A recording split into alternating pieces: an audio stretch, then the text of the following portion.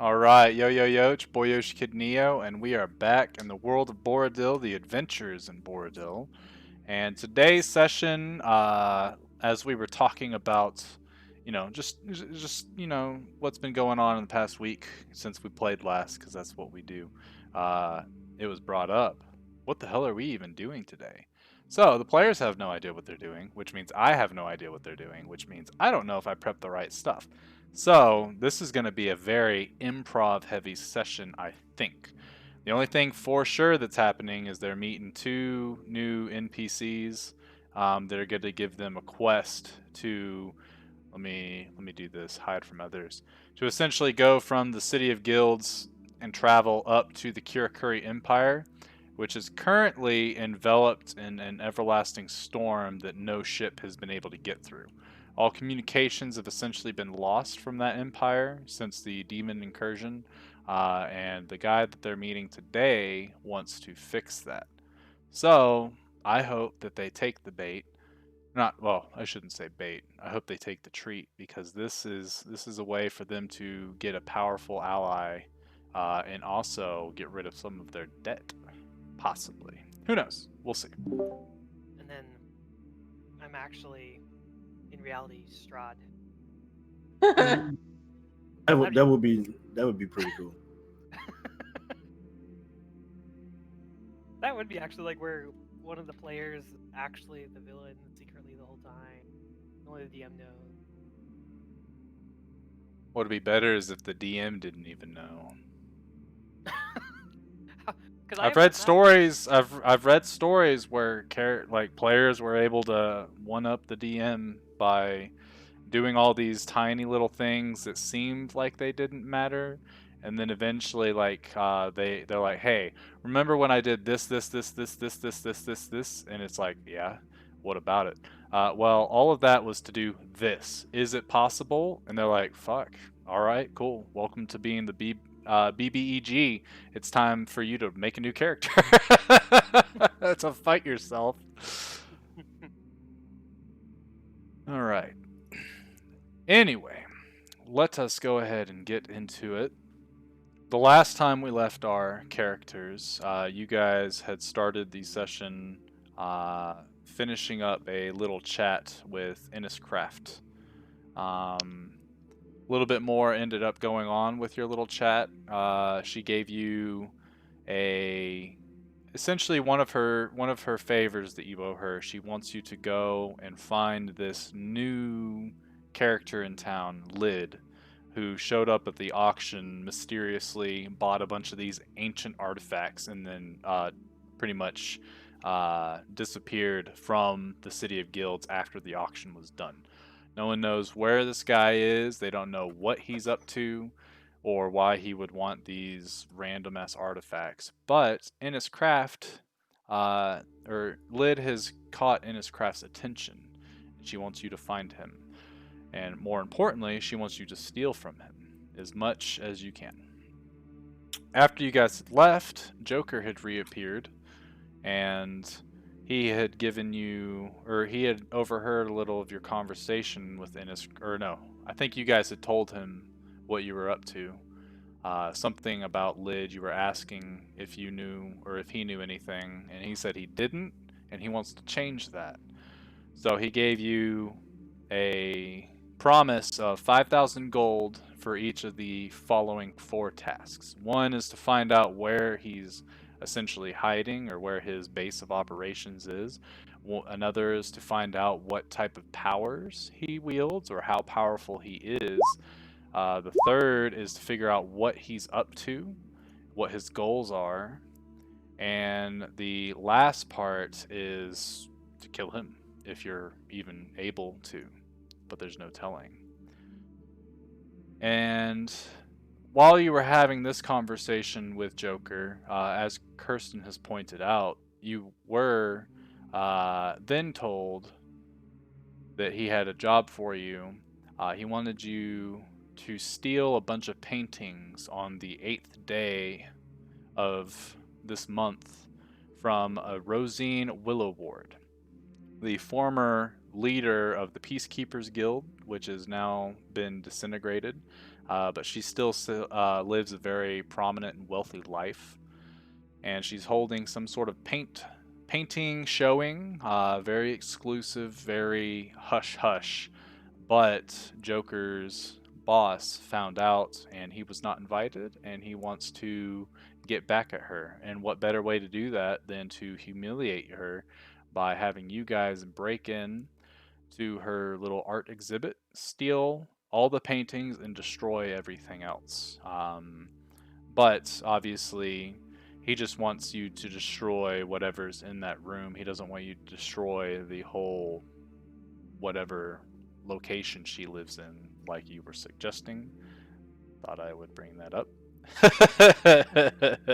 And finally, you are not to leave any sort of trace that it was actually you.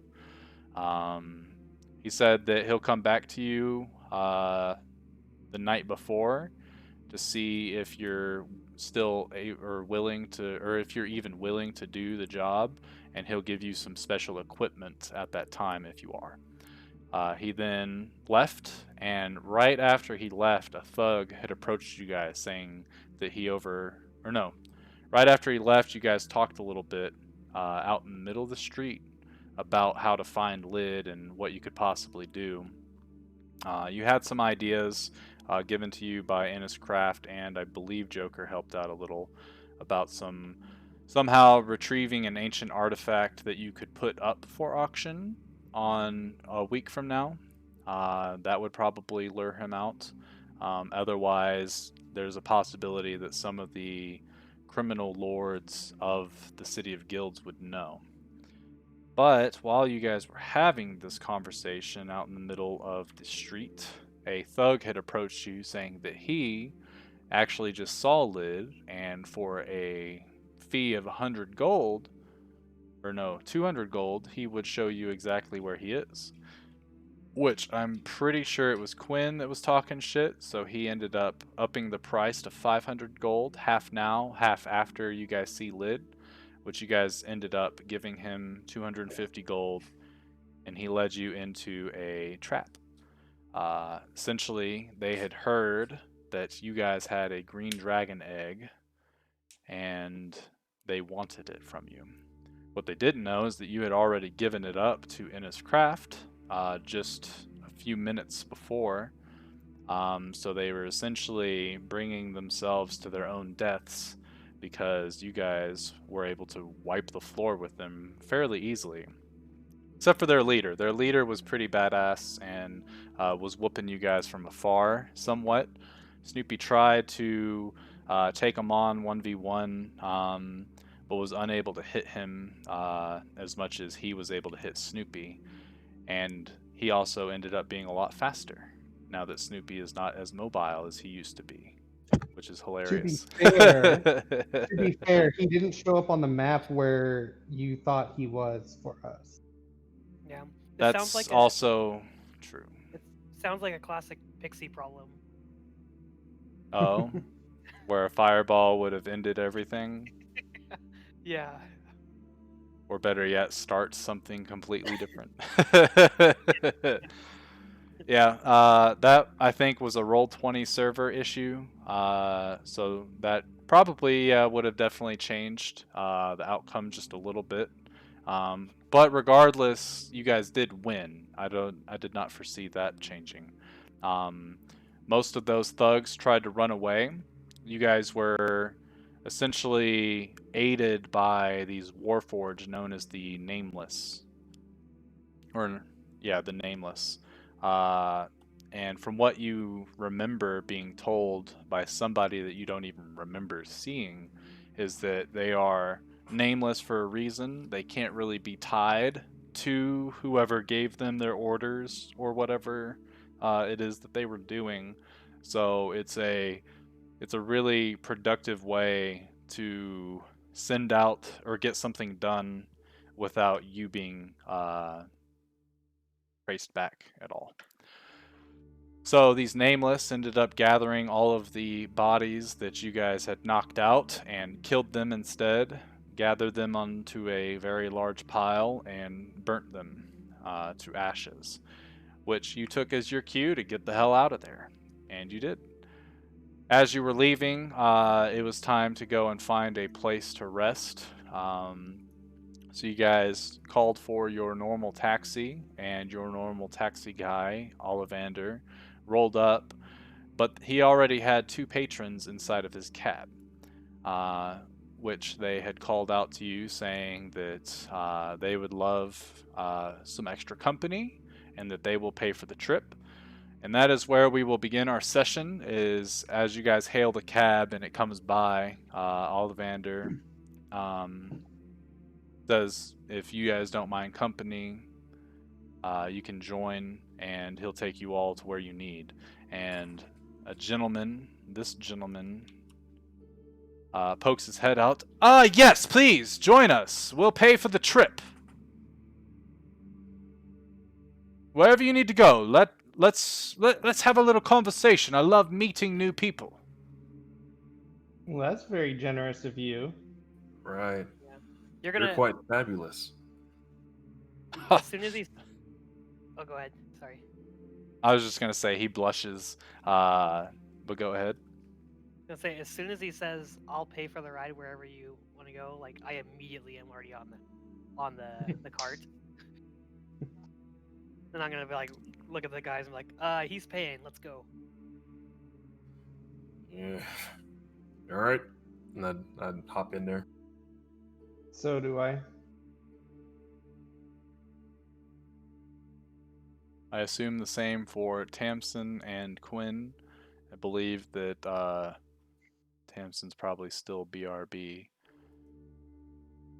So as you guys hop in, Ollivander looks back and goes, "So, where are you headed?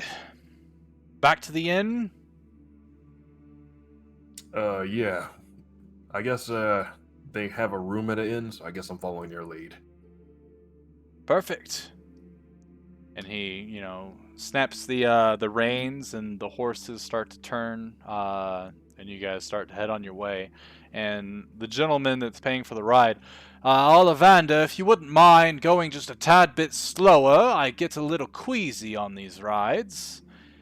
Plus, that'll give me much more time to talk to my newfound friends, this new company. And he just simply nods his head and kind of exits the conversation, allowing you all to talk. And the gentleman claps his hands together. Marvelous, marvelous. You all look wonderful, might I say, although a little bit raggedy. Have you been out and about outside of the city recently? You look like you could use a bath, and I don't mean that in a disrespectful way. You see when Snoopy hears the word bath, like he goes like rigid. Yeah. Yeah. You actually read my mind. I need a bath really bad. I mean, blood works perfectly with my color, but like, I don't always like it on me. And he starts to squint a little, and he's like, "You do have blood all over you," and whoa. He kind of looks like he's holding back, like he makes a fist and puts it up against his mouth, and he looks like he's trying to hold back puking. Whew. I've never been one for blood or messes like that. I do apologize. It's nothing you. Hold on. And he starts to cast a spell, and he begins to clean all of you with prestidigitation, Hey. unless any of you try to stop him. Bye, Yeah. babe.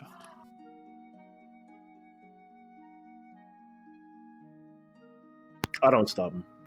Yeah, I don't either. Good. I need to be clean. Yeah, saves me time. And as he's doing that, I'm pretty sure prestidigitation requires verbal components. It does. So as he's doing that, chanting his spell and stuff, the polar bear looks at all of you. What type of trouble did you all get into? Some of that blood smells quite fresh. Good kind. Well, yeah, depends on the perspective you look at it. I mean, it could be good kind of trouble or bad. Either way, it was inconvenient. Is someone after you? Perhaps you need some sort of protection. Well, doesn't seem like they're after us anymore. And Yeah, I think we took care of that. Might I ask why they were after you in such a bloody manner? For my own protection, of course. Quinn hurries up and like rushes to say, we don't know. We have no idea.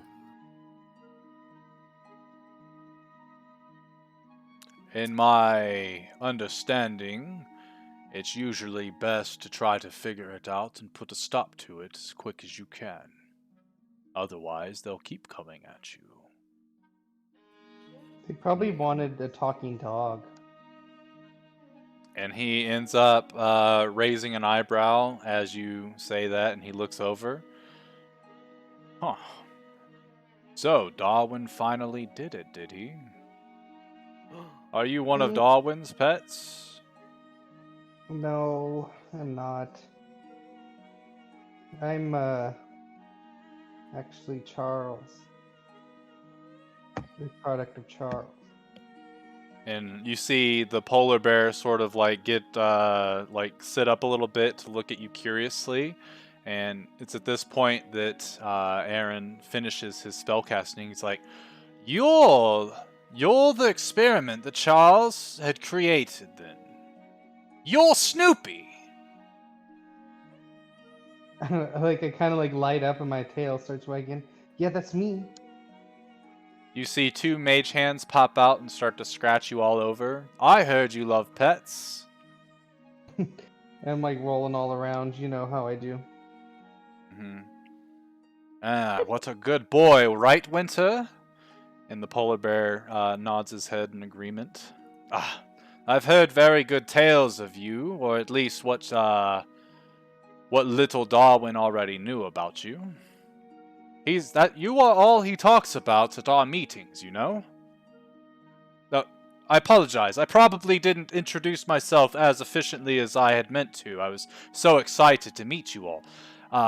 My name is Aaron. This is my good friend Winter. I am on the Council of Gandahar, serving as the Archmage of Divination Magic. And it is a pleasure to meet all of you. And if I may, he starts to point at you each individually. Quinn, Angelica, Tamsin, and Monguzu? Or at least that's your preferred names. Am I correct? Yeah. Hold on, what? How'd you do that? And he kind of, he chuckles a little bit. Oh, I guess you don't really understand divination magic then? It is, essentially magics used to gain knowledge that normal folks can't acquire by themselves. I know a great deal about you, but not from yourselves. No. These are from the stories that Darwin told me and the things that I was able to extract from his memory. All willing, of course, all willing. So you're not scrying on us again, are you? Or any of that? No, I only scry when I absolutely must. Otherwise, I would rather come and talk face to face like I'm doing now. You see, it is not pure chance that we are here in the same cab today. I believe it's fate. I've come with a proposal. And he sort of sits back, and out of his vest that he's wearing, he pulls out a long pipe. And as he puts it in his mouth and puts his fingers to it, he goes, "May I?" Yeah, I shoot away. They go. Yeah, go ahead. Puts it back in his mouth and casts a little firebolt with his fingers to light it, and he takes a large straw and he blows it out of the cab out of respect. But it smells like straight weed. Ooh, this calms my nerves. If anyone would like to try a little bit, it is rather exhilarating stuff. Really brings you in on your surroundings, makes you think about things you've never been able to see before. Is it some of that purple cloud stuff I've heard about? I had a problem with that, and I will never touch it again. Shame. So it'd be like Yes. Empathy, but I'd rather keep a Nation. clear head. Quinn reaches out and says, "May I?" And he takes a draw and then hands it over to you. And he's like, the best way is when you hold it in your lungs for a little bit. And then breathe it out. That way you get the full effect. And you look in his eyes and you can see they're starting to get a little more bloodshot than they already were. So yeah, Quinn takes it and inhales. There you go. Hold it in. There you go. Yeah, that's a big cough. Big cough. Perfect. It's like when you drink water and it gets in your throat and you just don't stop coughing for the rest of the day. And just off that one puff, you How good of a already hit did like. he actually do though? I would say roll a That d20. Yeah, roll a d20. The Constitution is for the effects. The d20, I guess, will be the what quality of the hit. Okay, yeah. So I mean, for a beginner, it's not bad. He definitely got it in his system, and as he pulls it back and starts looking, you just feel better than you do when you drink exorbitant amounts. You feel relaxed. You feel calm. You feel also that you're able to, your senses are a little more alive. As you start looking around, you're like, wow, this world is truly beautiful. And a mage hand comes and takes the pipe back and puts it in Aaron's mouth again, takes another draw and goes, whew. See? Really calms the nerves, doesn't it? So, and he claps his hands together, yes, proposition for you. Winter and I have been trying to get a group together, a very large force, if you will, to go and try to essentially make contact and possibly take back the Kirakuri Empire's capital. I don't know what all you're aware of what's going on in the world. You do know about the demon lords and their incursion over the place, right? Perhaps. Heard little bits and pieces. Well, it's starting to get worse and worse by the day. It's already been going on for 8 to 10 months or something like that. And from what we know... Wait. And Quinn does nothing. That was a rather magnificent hit.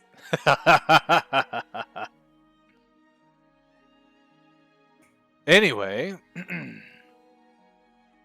the demon lords that have inhabited the Kirakuri Empire have essentially shrouded it in a storm that is unpenetrable. We have found a way to get in, but we have not solidified the way to get out. The plan is simple. We've got a fleet of at least 10 ships. We're hoping to recruit a couple more before we set sail.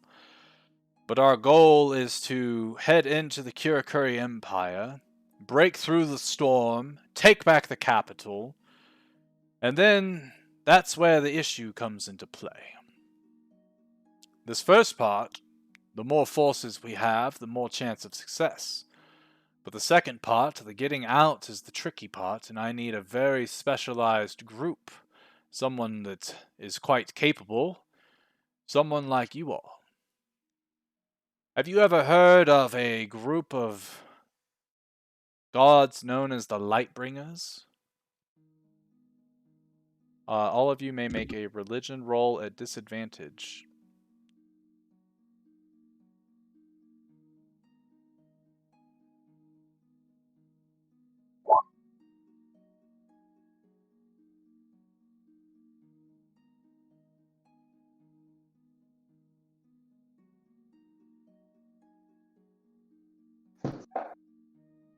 Good job, Ethan.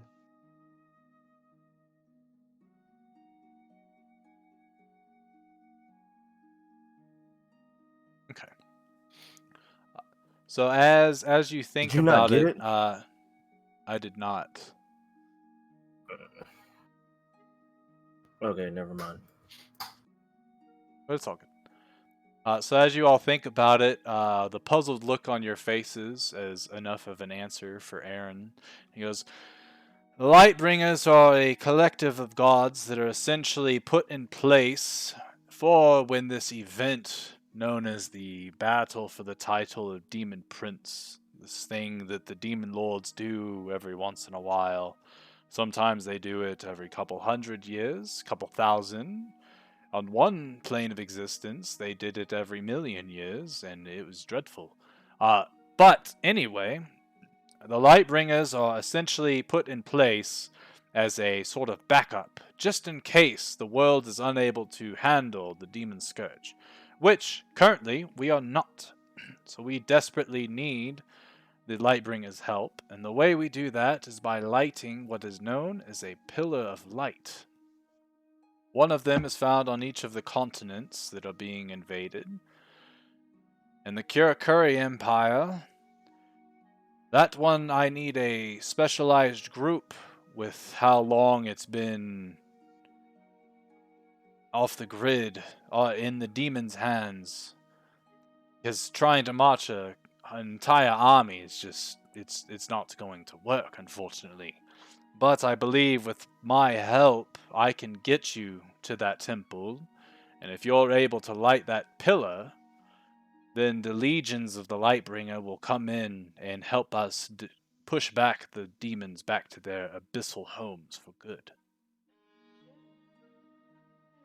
Snoopy's sitting there getting like a secondhand high, and he goes, "Wait, you're telling me that we need to bring the light to the light bringers so they can bring light to this dark world?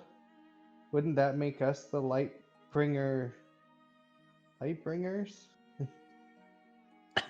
He crosses his arms with one of his hands on his pipe, and he starts to take small puffs as he thinks about what you just said. And you can see him doing like some sort of like mental math as he's like connecting the dots. And he's like, I mean, it seems that is correct. Yes. What a smart puppy you are. What a good boy. And he leans over with his actual hand this time and scratches you under the chin. So that means we don't need to help then. as Snoopy got done saying that, you just see Quinn just do like a mind blow and just go. Dude. What did you say, All right. Kirsten? I said, so we don't need to help then, since we're already bringing the light to the world. Well, you haven't brought it yet because the pillar's still not lit. But I mean, Yeah, we need to bring the light, like, literally. To bring the physical light bringers to put out the darkness. darkness, figurative darkness with the figurative light. Exactly. While this whole thing is going down, like Angelica's just squinting her eyes, like, "What the fuck?" Sitting there with her 6 intelligence. Now, I do All right, understand that this is a lot to take in. I do not expect an answer now. We're not even leaving for at least another 10 day or so. I think we're trying to leave at least on the 18th or the 19th. Hold on. So what? So just wait a minute. It's coming. You mean to tell me? Hold on. So we're leaving. You're trying to recruit us to go with you. Where are these said Yes. towers at? Unknown. Or light. So where will we be going? We will be going to break into the Kirakuri Empire And once we get there, my magic will be able to tell us exactly where this Temple of the Lightbringer is held. And from there, we should be able to get you there. And hopefully you're successful in your endeavor. Oh, man. How long would this take? He kind of shrugs and he's like, well, just to get to the outskirts of the storm with as large of a fleet as we have, it'll probably take about 3 days or so. Once we get on the inside, it's really up. It's more of a gamble at that point. We're not sure what's on the other side of that storm, which is the troubling portion. There could be an entire layer of the abyss already overcome, which means that we're marching straight to our deaths, but what a glorious way to go. As he gets excited saying marching to our deaths, Quinn gets scared and goes, All right. Now, All right. Let's get to the bigger question here. All right, so if we were to do this, what would be in it for us? well, how about I ask you what your price would be? Granted, yes, you don't understand the fine details of everything, but essentially the job is to help us get into the Kirakuri Empire, to go off on your own mission to light a pillar of light, and face unknown perils within it, light that pillar, and then get back here safely as best possible. "Oh, you wouldn't be going with us?" He kind Into of said shrugs. He's danger? like, you see, as a member of the Council of Gandahar, I'm not exactly allowed to leave the city on a whim. What? But you would have my duplicate, who is just as powerful, but Is he though? not... he is literally the embodiment of myself. It's just he is not permanent. It seems like he could stay behind and you could go with us. Yeah, like I don't see the difference. Good point. He kind of chuckles. And he's Yeah. like, I wouldn't expect you to understand. You are not all archmages, but... And he kind of holds his hands up. And he's like, If the copy dies, whatever. If you die, you can't make any more copies. Come on, guys. Exactly. See, what a good dog. I understand why Charles made you now, and I understand why Darwin wants to make more of you. You're the best. Well, if you're not going to go with us, how about your friend Winter here? Winter is the key to getting this whole thing started. Okay. Out of character, what is Winter like? Is he an animal or a beast or what? He is a bear folk. Okay. Is And that something I can be too? I believe bear folks are technically humanoid, and now that you have seen one in the flesh, yes. Granted, Okay. you'll be more of a cub version of them, but Okay. Well, I think my. Well, hang on a second. Go ahead. I'm just gonna keep looking at him. I'm like staring at Winter a lot, getting like every Yeah. detail of his face and everything. And as he's looking all of you over, I have communed with Talos, my god.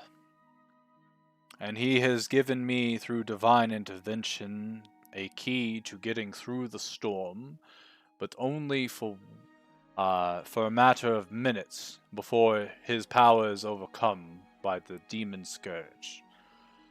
It is essentially a one-way trip, and if we are failures, it will be our graves. Snoopy's kind of like getting Well, excited. Like he hasn't been on a That boat makes it in a sound while. like even if we succeed, we're gonna die.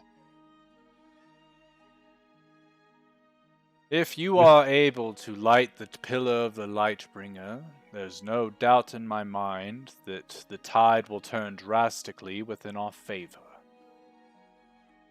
It has been reoccurring, this battle for the title of Demon Prince throughout the history of the worlds, and it will continue on and on for eternity. But every time, civilization is, well, most of the time, civilization comes out on top. And it is thanks to the Lightbringers and their legions of angels.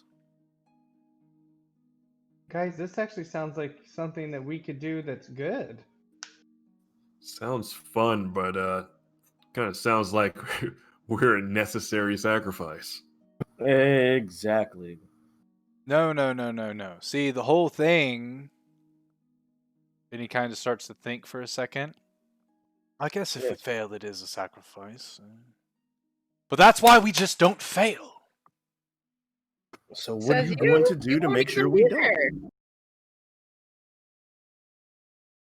And he looks puzzled, and he's like, we're still ironing out those details. I don't know exactly what's on the other side of the storm. No one does. There's been literally zero contact since the inception of this whole storm began. My spells can't penetrate through. Winter's spells can't penetrate through. He was barely able to get Telos to agree to open up some of the storm, which is going to put his god in a very vulnerable situation itself.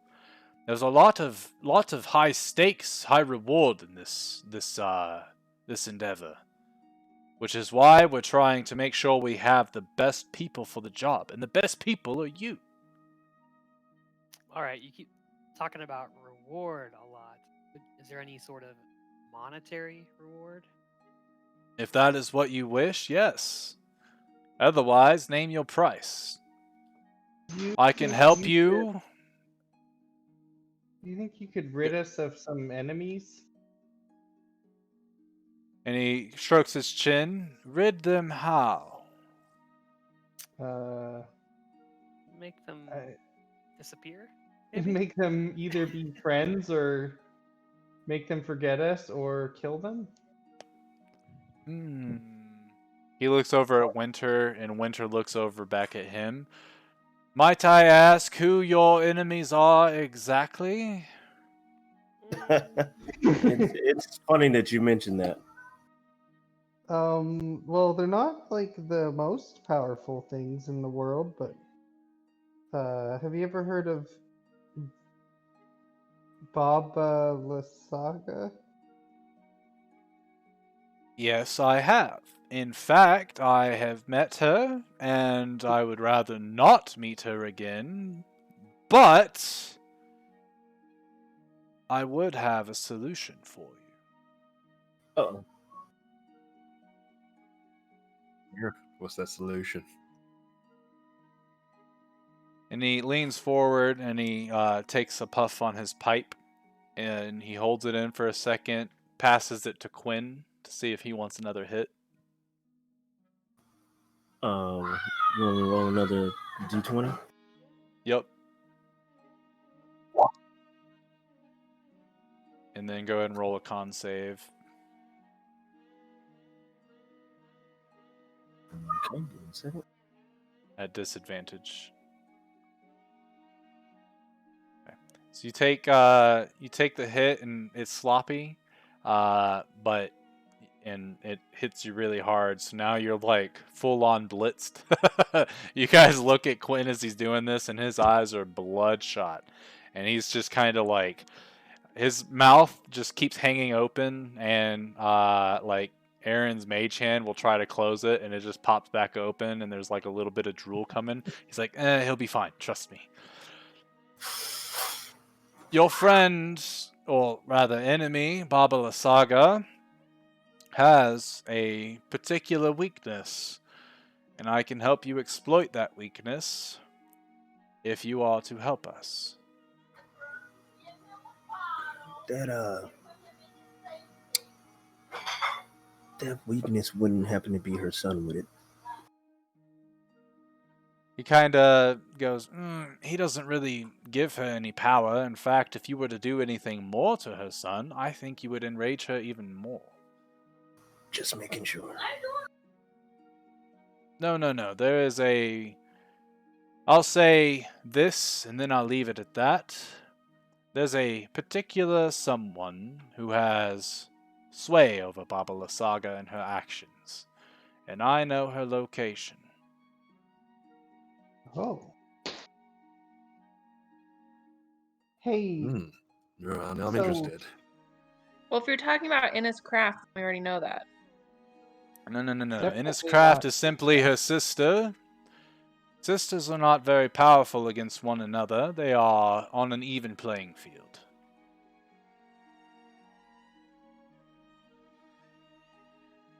All right. hey, Well, you wouldn't happen to know about this fella named Lid, would you? He scratches his head and looks at Winter, and then he snaps his fingers. He's like, "That Tortle? The new guy in town? Yeah. I saw him once, and he was a very curious fellow, but he was able to dissuade all of my attempts at figuring out more about him through my magics. Which means he must be quite powerful, but I do not know his intentions. Do you think, like, Is he an enemy? I don't think so. But, anyways, on a scale of like 1 to 20, how powerful do you think he is? Well, I guess I'd have to at least put myself at a 10. And I would say he's above that, but how far towards that 20, I don't know. Mm. God dang, dude. Well, as familiar as I am with magical folk, I don't want to tempt their ability to cast shit. It's a very sound argument. If you even allow a caster to get a single spell off, you're probably already in trouble. Depending on their level of expertise, of course. Do you? And Oh, go ahead. and judging from Baba Lysaga, I'm sure it can get worse from what we already experienced. Yes, I mean, she is one of the Dreadful Seven, and she's in the upper tier of them as well. That's a mighty powerful enemy you've made there. Mm-hmm. Yeah. I'm surprised you've actually all lived this long, to be honest. Well, her thing isn't killing, it's making us suffer, and Oh, that's right. I forgot that that's exactly what their kind enjoy more. Yes, I guess if she really wanted you dead, you would have been already. yeah. I have a Yeah. question. Yeah. Do you think is Baba Lysaga more powerful than Lid? I'll be honest. They're either equals or one of them definitely outmatches the other, but like I've said, I can't properly gauge this Lid character, except for that I know he is more powerful than I am. And I can tell you, for a fact, Baba Lysaga is also more powerful than I am. All right. Yeah. Fun. All right.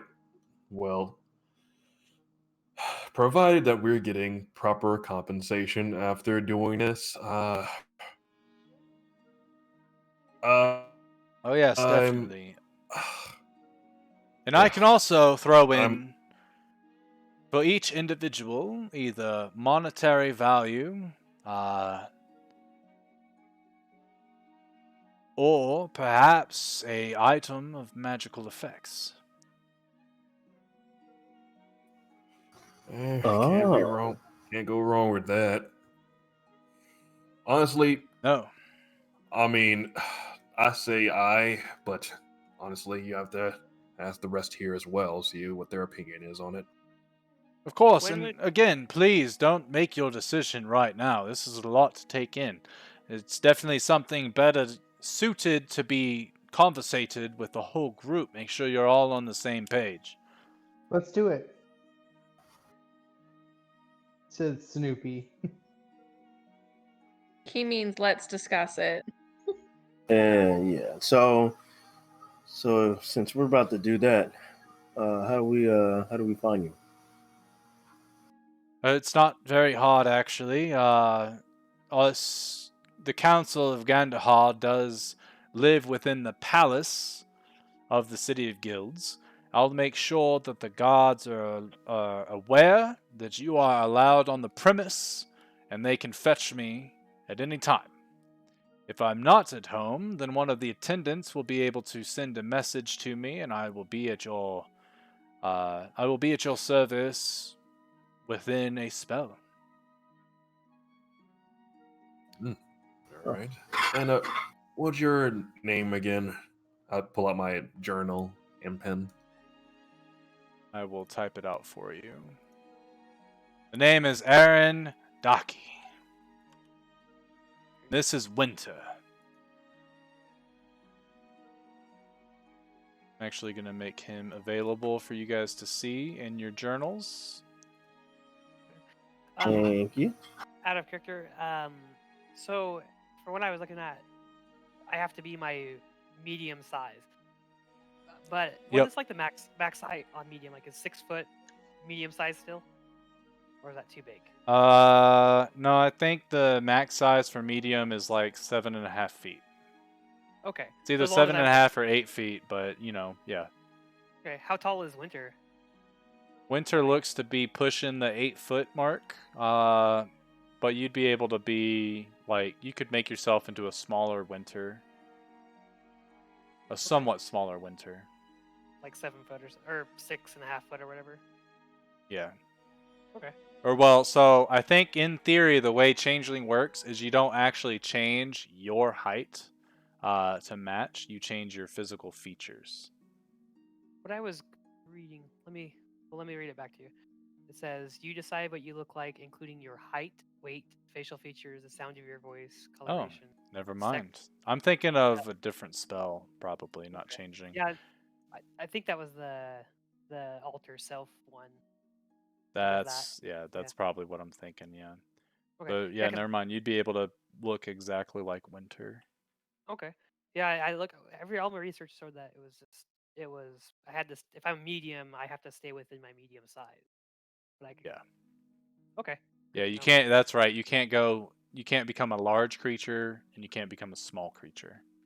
Yeah, that's why like who I am right now. Like my guy is like 5 foot, 5'2". I don't know if that's still medium, right? Yeah, it's fine. Okay. And as Aaron tells you his name, the coach comes to a stop, and it's right outside of the gate to Gandahar proper. And Aaron goes, I'll stop. Does anyone want a final hit before we hit the road? Ha! You know what? Screw it. And I end up taking one. Go ahead and roll the d20 and roll a Constitution save. So you inhale it, but you don't get any of it in your lungs at all. So you just like inhale and you blow it out, and you kind of look at it like this shit's weak. And then Aaron kind of shrugs and he's going, it might be that you are rather large, but in a good way. In a good way. Right. I reach out my mage hand. It's like, I'll give it a try. Not for dogs, unfortunately. As good of a boy as you are, I don't think that Darwin would approve. And I rather like Darwin. Oh. And he rather likes you. But he pulls out a bone-shaped treat. I bet you would like this more than a puff of my good stuff. Oh, he throws it up in the air. Oh boy. And I'm gonna try and acrobatically catch it. See, Okay. I'll describe depending on. Okay, yeah. He throws it, and before it even like leaves his hand, I appear right and like almost take it out of his hand, and then blink back down to the ground. And he's like, wow, what a talented beast. Well, you have fun with that one. That's going to be a tough cookie, literally. And it tastes like whatever you want it to taste like. You notice. Like you start sitting there and looking at it, and your first initial smell, you're like, ooh, fish. And then you start thinking of other meats and stuff, and you're like, I really like bacon. And all of a sudden it tastes like bacon. You're like, wow, I really, really like chicken too. And it starts to taste like chicken. Peanut butter and liver Poop and shit, yeah. Grass. Aaron opens up the cabin and shuffles out, and Winter stays back for a second. I really do appreciate you all helping us on this, if you do decide. And I will make sure that you all are able to come back to your homes safely, even if it means my own life. There's more at stake in this mission than you are being told, but it's more of a personal matter for myself. My bone flavor changes to steak. Well, hopefully, if we do make the decision to do this, we can all make it back alive and no one has to sacrifice themselves. That is the goal. All right. Give it a nice long thought. Until then, it was a wonderful, wonderful chat. He starts to shuffle. With each movement he makes, the cabin starts to like sway as he much like in Legend of Zelda when you give Jabu Jabu whatever and he has to move out of the way. If you ever played that game. If you didn't, I'm about to post the video now.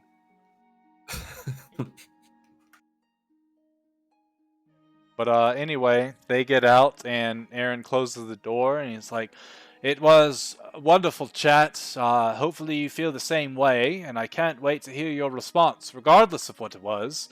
Anytime you're in Gandahar proper, please come say hello. All right. You see him toss a stack of coins towards Ollivander, and he catches it, and he opens it, and he's like, my lord. And he's like, no, please think of it as an advance. Very appreciative of your troubles. Aaron turns around and he puts a hand up in the air, and with his other hand, you can see him taking a couple drags off his pipe as they walk towards the gate. Yeah. That's a very curious fellow. Great. So, like, are we everybody's Aaron boys now? Yeah, you grow to It would get seem used. so. You grow to get used to it after a while. Been doing this for about 10 years. Pretty used to it by now. I just have a concern that they're just like sending us on a suicide mission. And all of this is suicide.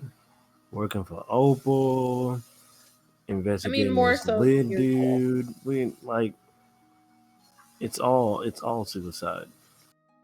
Seems like a lot of jobs, but no pay so Exactly. Well, to be fair, we would have gotten paid if someone didn't go on a This one rant. sounds like about, it's gonna pay. Yeah, we would have definitely got some money if someone didn't go on an emotional rant and throw our pay in the garbage. Oh well, shout out to you for letting Saberwolf die. She wasn't even there then. Hey, yeah, shout out to you, and I point towards Tamsin as well. You did kill her. He was already dead. And hey, I saved everyone else by getting rid of all those lizard folk. So, well, it would welcome. seem to be fair. I mean, if it wasn't for the roasting of his body, I mean, you guys will be carrying his body by now. Still, I don't know what you guys are talking about, but if the Saberwolf guy got taken down by a couple of lizard lizard boys, then I don't know. He doesn't sound like he was gonna make it very long, anyways. Oh wow. I have no comment at all about that. Snoopy just kind of starts to growl. But I don't know the full situation. I wasn't there. I don't know. Oh no, you're about to hear the brunt of it from them. It just sounds like you guys could have maybe found some peaceful way of handling it. I don't know. Dude, you've been on everybody's Says the shit list one since who you drinks joined. everyone's blood. Shut up. Whoa, drunkie, calm down there. Okay, I don't know. It just sounds like you guys make a lot of enemies and people die. Don't say and- you. and- You're us now. And I don't mind people dying and everything, but the enemies part's kind of a little tricky. Yeah. Well, I have no problems taking these jobs. I just want compensation for it. And I will grow to be more and more impatient the more we don't get paid. So I'd like to get paid on this next job. We agree. Definitely. Hold on. So, are we getting the only job that I know that we're getting paid for is the paintings thing and this thing. Well, The opal stuff also- we owe her favors. But that Joker guy said if we find out any info on Lid, he'll also pay us, right? True. Yes. Or if we happen to make him disappear. And fat chance of that. True.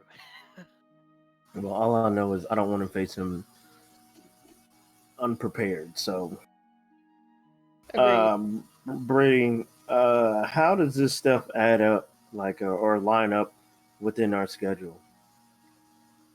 So Does that far, make sense? from what you know, is that Joker's proposition of stealing those paintings will happen in 3 days. The time frame from which Aaron just gave you will happen a week from that, which is a week in D&D is 10 days long. So essentially 13 days from now is the departure to the Kirakuri Empire. You know that in a week from now is the next black market auction, which also happens to be 3 days before you guys would leave for the Kirakuri Empire. So everything's spread out, in theory, to where you could do it all. Or die in the first one. Right. All right. Well, so seemingly we got one task after the other. One task we are for sure not getting compensation for because it's a favor for Miss Anna's craft.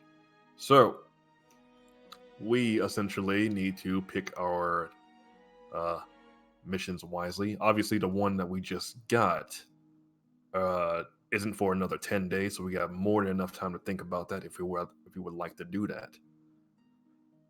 I don't know if doing this Innis Craft mission seems mighty dangerous if we do it wrong, and I don't think we're ever going to be out of favors for her. Surely she knows this. Exactly. And she is a hag, and you can expect no less from a hag. So then, I'm just wondering then why are we even going along with it? If there's no way we're gonna get into her good side. I look towards Tamsin because that's why.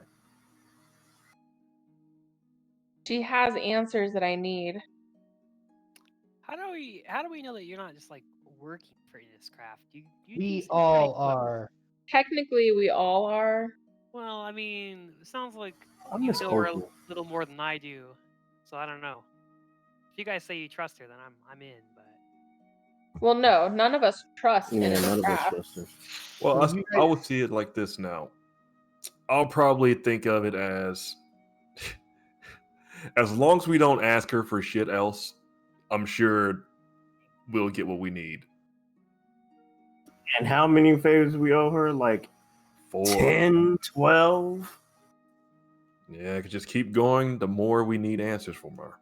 As soon as we need more answers for her, all of a sudden, yep, we got another favor. All right. So let's just make a pact here. And right now, we don't ask her for nothing else. Why don't we do the nature thing again where we just like pretend like we die and then go do something? Well, I'm sure if you wait, you guys did that? No. Yeah, no, we did not. What were you saying? All right. Well, if we were to like disappear, I'm sure instead of helping us with the situation with her sister, I'm sure she'd make it so much worse. That's what I'm saying. We're kind of beyond the whole running away thing. I don't know. It's so hard because, like, if we don't help Inniscraft, she's probably going to join up with Baba La Saga and definitely ruin our lives. Yeah, that's even more problematic. Again, I miss Opal. Who's Opal? Happy Hag. Yeah, she was so helpful. I summon Goopy and go, she gave me Goopy. Huh. Seems pretty nice. And don't forget, like, about 20 minutes ago, you watched Goopy go down someone's throat and burst through his chest, cutting his way through. Oh yeah, what was the deal with that? I said don't kill anybody. We thought it was cool. Yeah, it was pretty dope. Yeah, that was that was really sick. Well, anything to expose the blood faster, I definitely like. Yeah. Is it? Sorry, like gives him a fork. Oh yeah, dog that can't hear. I was like, look, I got in trouble. Like, well, after we relax at this this inn, I guess I have I don't know. I've been thinking of some things because of certain experiences since we got here. I have an idea for something. A little project I want to work on. Oh, you're leaving the party? Oh. No, not at all. Just got got a project to work on. I was gonna. Is there anybody around us right now? Like, we're kind of talking about a lot. I mean, you guys are still in the cart, and you're moving at a pace. Yeah, you're moving at a pace fast enough to where if somebody is overhearing you, they're either keeping up with the cart, which would be noticeable, or they're using magic, which so far no one seems to be doing anything as you guys are looking around and stuff, just looking at the sights.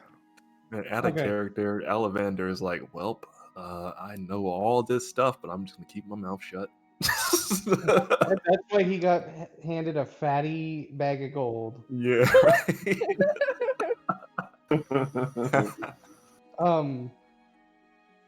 So I kind of like make sure no one's listening. I go, hey, what did that note say?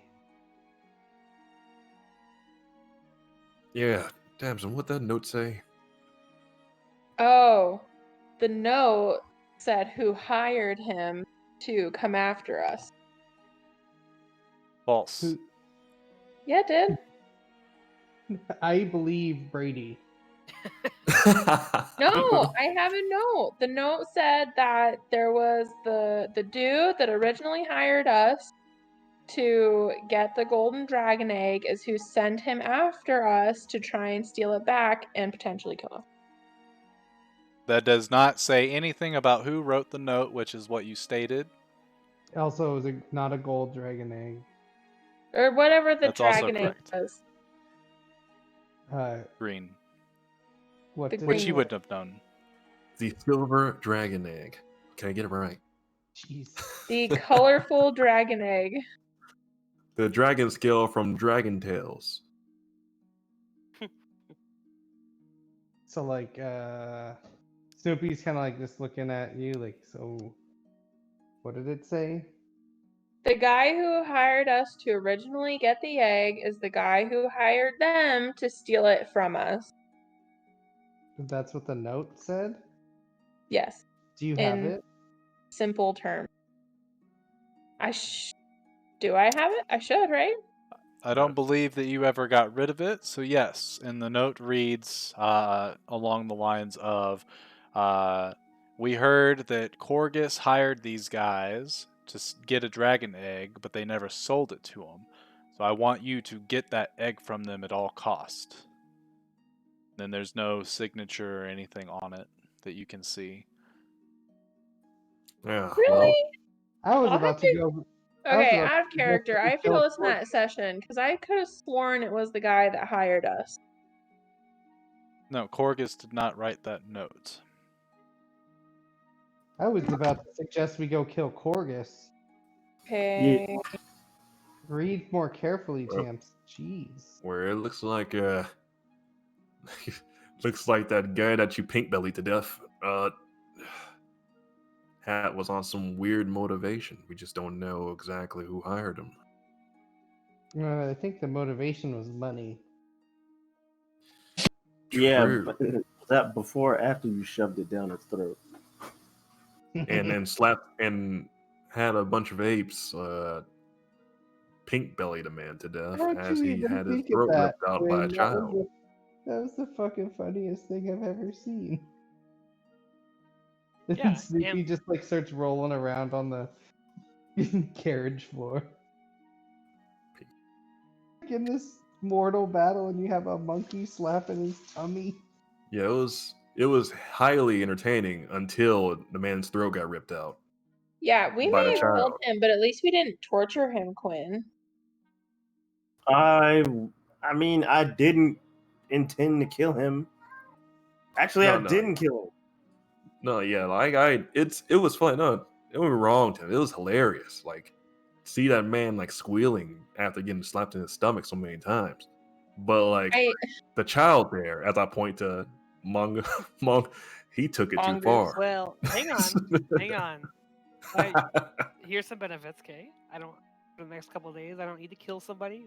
I hold up the vials of blood I have. That's the bright side, I guess. But Is that how that works? Yeah, and also, I'm showing you how honest I am. In the beginning, I said I was going to drain every drop of blood from his body, and I did. and just like I said, I was going to knock his teeth down his throat, and I did. Yeah, So, we don't want to be known as liars, okay? There was a lot of people around. yeah, but damn, that was yeah, that was deep. That was real deep. Man, But I'm gonna fight that guy that man, ran away. That guy's a just little imagine what his last That moments bitch. were. We're gonna He kill was, him. He was getting his throat chewed on as he was feeling pain in his stomach too. Like that was some dark stuff. Yeah, I'd wish that on my worst enemy. I would wish that on my worst enemy. As I'm like looking off the carriage. It's just like imagining Baba Saga having his throat ripped out by Mongoose. Just imagine that hag getting pink bellied today. Hag getting pink bellied. We're all just like imagining this. I realize. Angelica dear, do you hear me? It's Marjorie. Where are you so I can send Jarvis to get my shipment of blood? It's been quite too long. Toodles! You hear this in your head, Angelica, and at the moment it happens, you start looking around, you're like, oh shit, it's a spell. Which you can mentally respond to. Oh! With 25 words or less. Marjorie, yep, I got what you need. I will be there as soon as I can. I really don't want to have to spend another spell, but where are you is what I had asked. That way I can send Jarvis to you. Toodles! City of Guilds. Can we hear this at all? No, Or is this it's all happening? mental. Okay. You just I'm gonna notice that Angelica for a second is like kind of shocked and looks around real quick, and then she calms down, like just out of the blue. I'm gonna be like. Otherwise, you have no idea what just happened. I'm gonna carry on my conversation a little bit and be like, you know what? I had an idea. As soon as I saw Winter back there, my teeth just aren't made for biting into flesh, and I'm just gonna like transform into like a 7-foot tall bear folk. Okay, you guys watch as he grows fur and claws and a snout with nice large canines, and all his clothes rip. Ah! And yeah, all your little boy clothes are now shredded, and you have no clothes. Do these ones? Do they rip because? That's kind of sad. Because you're too big. Okay. You are in child clothing. You just transformed into a big ass bear. Well, okay. So I guess 7 foot is too big. But my idea with my character, because his clothing, if you look at his picture, he was like, it's all way oversized on him, you know. So it was like good. But obviously, a 7-foot bear is too big, so I'm fine. Bears don't need clothes. Correct. So now you're this big ass bear with no draws. And you're still able to talk and conversate and stuff like that, but the carriage obviously shifts during it, and Ollivander kind of looks back and he has this look of terror, like, what the fuck is happening? And he very slowly starts looking back forward, and he actually hits the reins a little hard so that the horses start to go a little faster. Okay, I'm gonna like cross my legs as I'm sitting down because I realize I'm not wearing any pants right now. Okay. You remind me of my master. That's funny. Oh really? Did he also drink blood? I don't want to talk to you no more.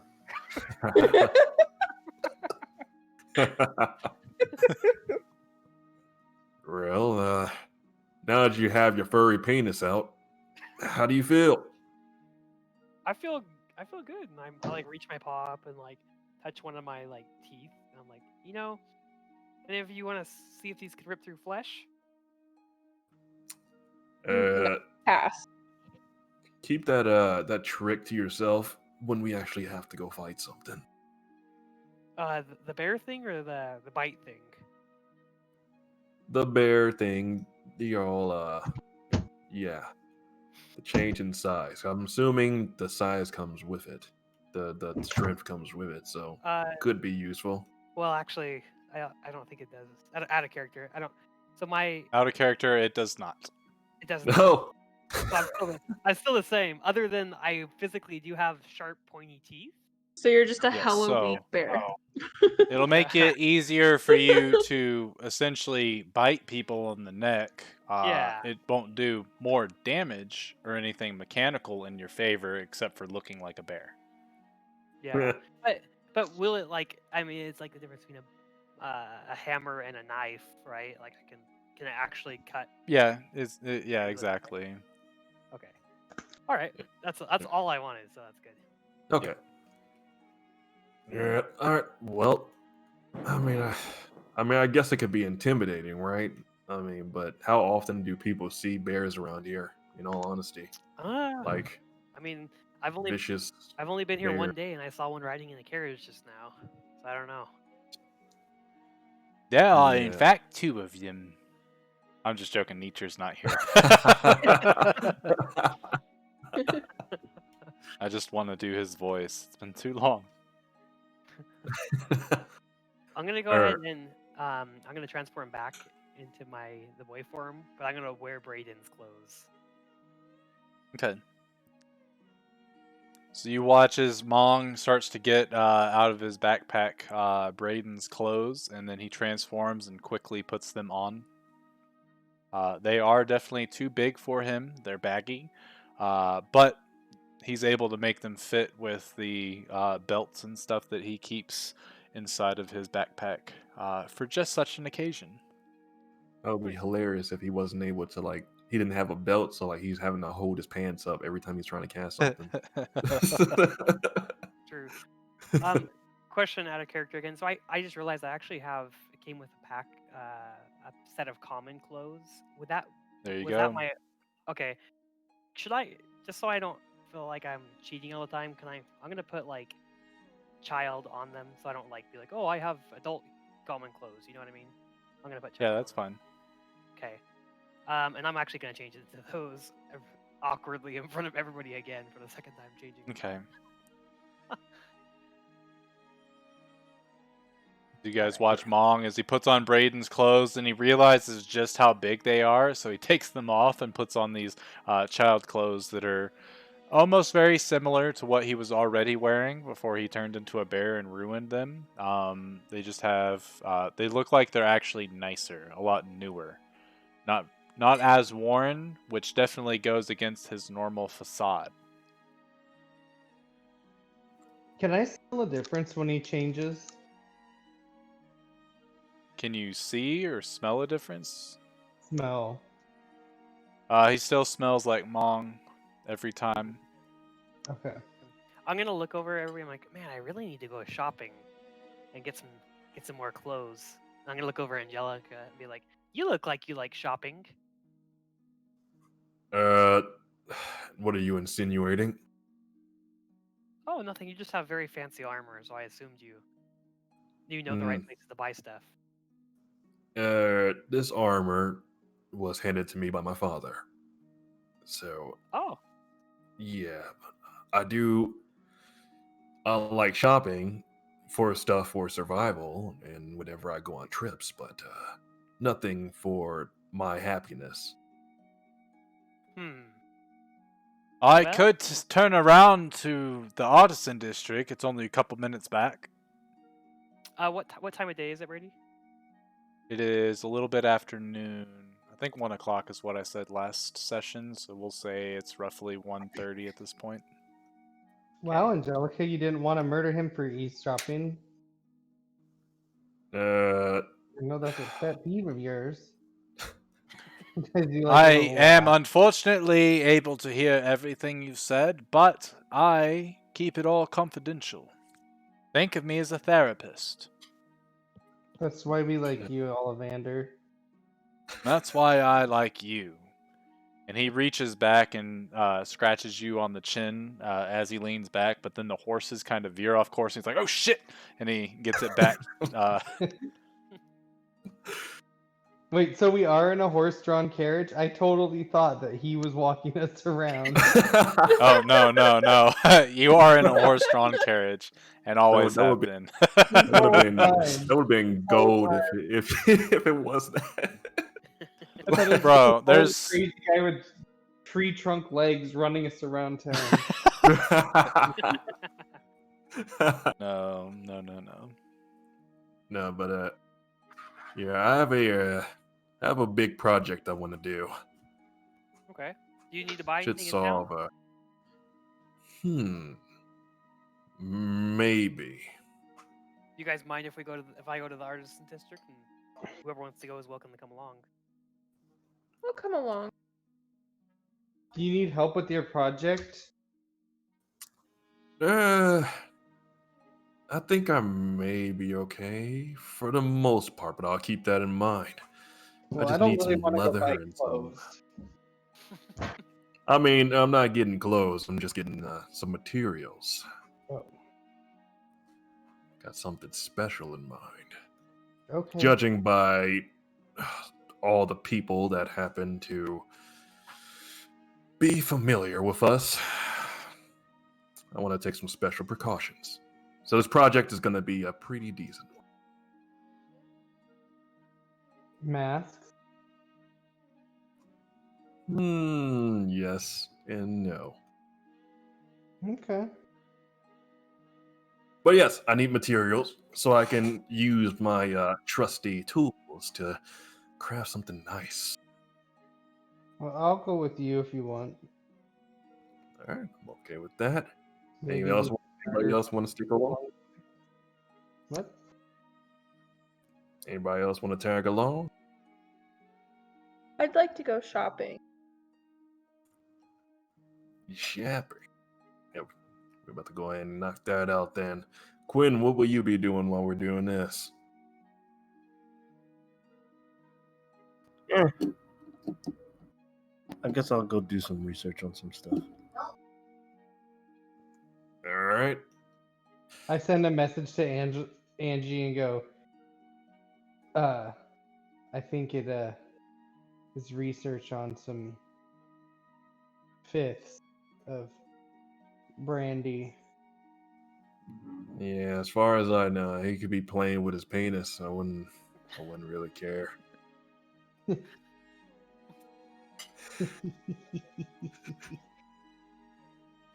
Quinn just sees Snoopy start laughing.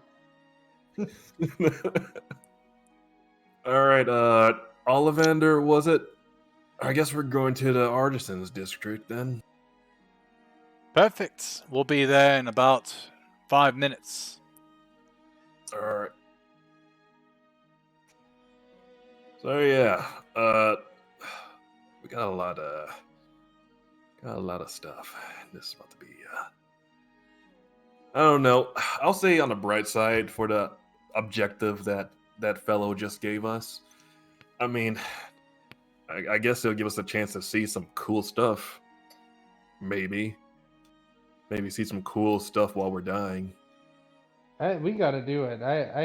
This is like the only thing that I've been asked to do that I actually feel good about, you know? And he said, and this has something to do with the demon lord. So I'm assuming if we won't do this, then that could possibly spell the end of the world. Yeah, we're gonna be doing something that doesn't make it worse for once, maybe.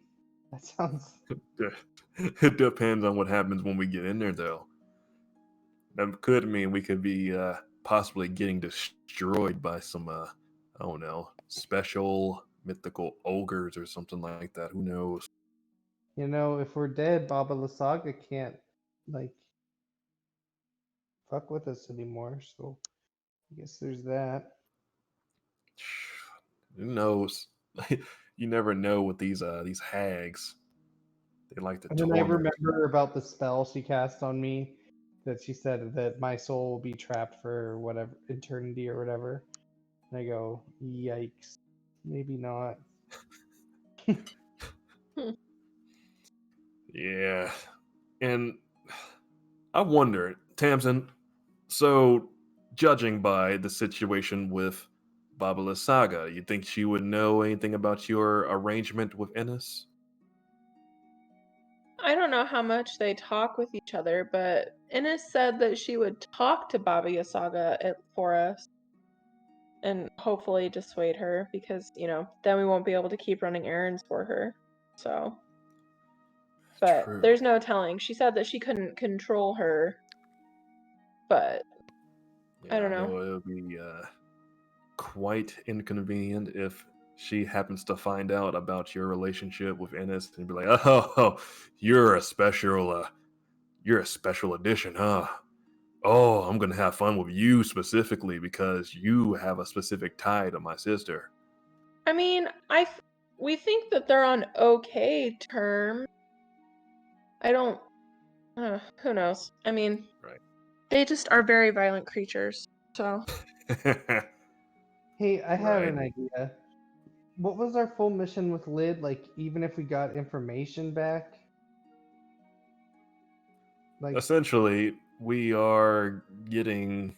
I guess we're getting some sort of compensation because I know Mr. Jokey Joke, Mr. Giggles, whatever you guys call him. Essentially, talking to Innes, we just need to take some of the artifacts that are in his possession, as many as we can. And essentially give it to her.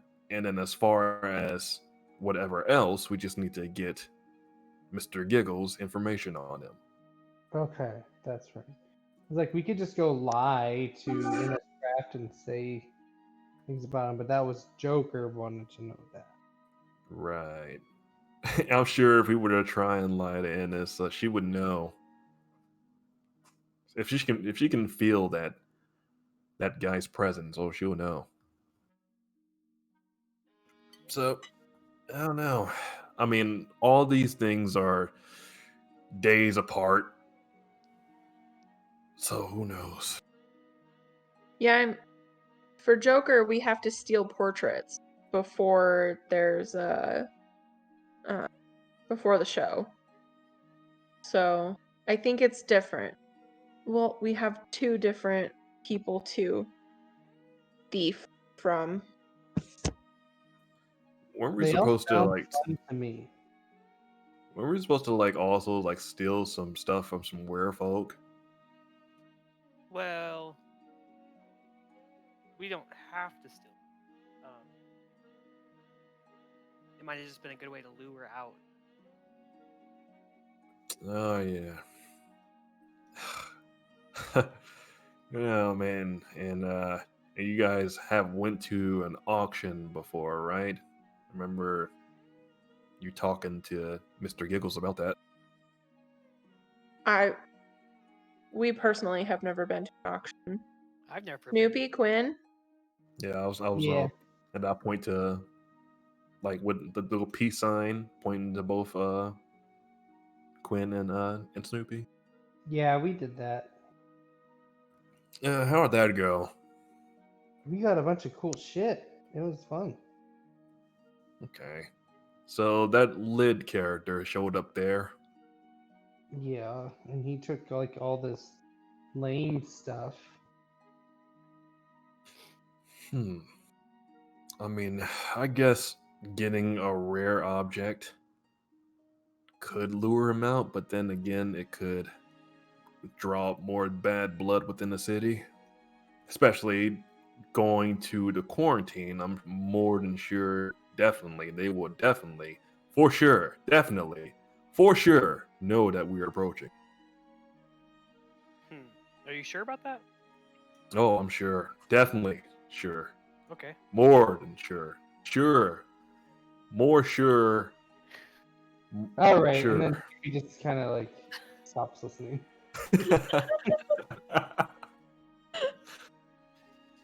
So yeah, definitely suicide. I mean, unless we could infiltrate and become friendly with those folks. I mean, maybe Snoopy could become friendly with them because he's a talking dog. And who Wait, doesn't like a talking dog? Everybody happens to love Snoopy's talking dogginess. Except for that Babala Saga lady. Sounds like she's Oh. like any of you guys. Oh no, she absolutely hates. There's no love lost. Yeah, and I just joined, and I'm guilty by association. So she officially hates me as well. So I'm sure once she sees you, she's gonna also hate you. Yeah, I saw her at the inn there, but she didn't even say anything to me. So I don't know. Maybe her and I can be best friends. Good luck with that one. That's gonna be hilarious. Wait, so, I'm gonna go ahead and transform into Babala Saga right now. Okay. As you try, it doesn't work. What the? I'm Oh, dear. That's Wait, weird. 'Cause that was supposed to be like this. I'm gonna be feeling my face and stuff like that. And just look like really confused. When he tried to do that, Brady, how is he looking? Did he look like he was So like you constipated or watch. something? Yeah, so you watch as he thinks back on what Babala Saga looks like, and he's obviously seen her. And you watch as his nose starts to like grow, sort of like Pinocchio. His chin starts to grow, but then all of a sudden they get very like elastic and then smack back at his face, and it's almost like someone took a rubber band and put it like stretched it as far back as it goes and let go, and it just smacks him in the face. He's like, oh! And he's got his hands his head, or his face is in his hands as he's kind of like rubbing his forehead, and he's like, ow. Would you like drink a blood vessel back there, man? Or like that's a clogged artery? You all right? I'm gonna like look at her. We like, I'm fine. I don't want to talk about it. So wait, Try to change into me. I was like, it doesn't look like you walk on your hind legs there, boy. Can I try and like walk on my 2 legs? Is Sure. that acrobatics, dexterity? What should I do there? Do Performance. Or performance? no, do acrobatics. Yeah, you're able to stand up for quite a while too. So you see, I put my front right paw on my hip and I kind of walk around with my chin up and and do a little turn on the catwalk. On the catwalk. Like, for some reason, I imagine like Snoopy having like a monocle in one eye. That's exactly what I'm going for. Adjusting his monocle. And then you see a big ass mage hand in your face, and it's a middle finger. Like, so I say to Snoopy, I was like, you look a little too small for what I'm able to transform. Well, manga, it looks like he told you. Yeah. Well- So out of character real quick. Babala Saga's not So the way it works, she might look humanoid, but she is not classified on her stat block as a humanoid. And that's specifically what a changeling can change into, is anything that's classified as a humanoid. She is classified as something different. Alright, well. So essentially, she's like Slick a demon. Okay. Close, but not close at all. Right. Yeah. So same thing with Snoopy. He's not classified as a humanoid. He is classified as a beast. Okay. And honestly, that is a good way for you to have figured that out. As you tried to transform, now you realize that there's definitely something different about Babala Saga's origins.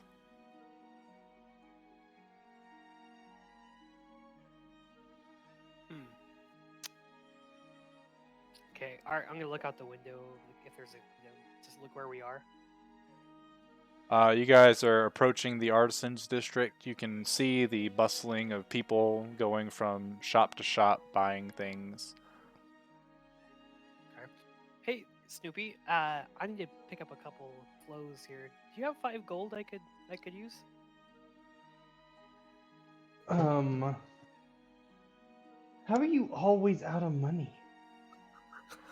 And I say, withdraw 5 gold. A little baggie pops out. It's funny. He's like an actual child. I say, here. Do you need an allowance? I say, sit. I'm already sitting down. All right, Think. take the money. Good boy. And Yeah. then I hand him the. Does anybody watch Parks and Rec at all? Oh, yeah. Oh yeah. And John Ralphio's sister is like, money, please. Mm-hmm. That's what I'm gonna do. I'm gonna be like, you know what? 5 gold should get most of what I need, but I think I need like 2 more. Angelica, can I have like 2 gold? Unfortunately, I gotta Daddy, save my gold. someone set a fire I in don't your have car that because you much, took and I have too to use long, my and gold I to got bored. get my materials for one of my Money, projects. please. All right, that's fine. I'm gonna go ahead and take the 5 gold or the bag, and I'm gonna to withdraw. I have to say withdraw. Withdraw 5 gold.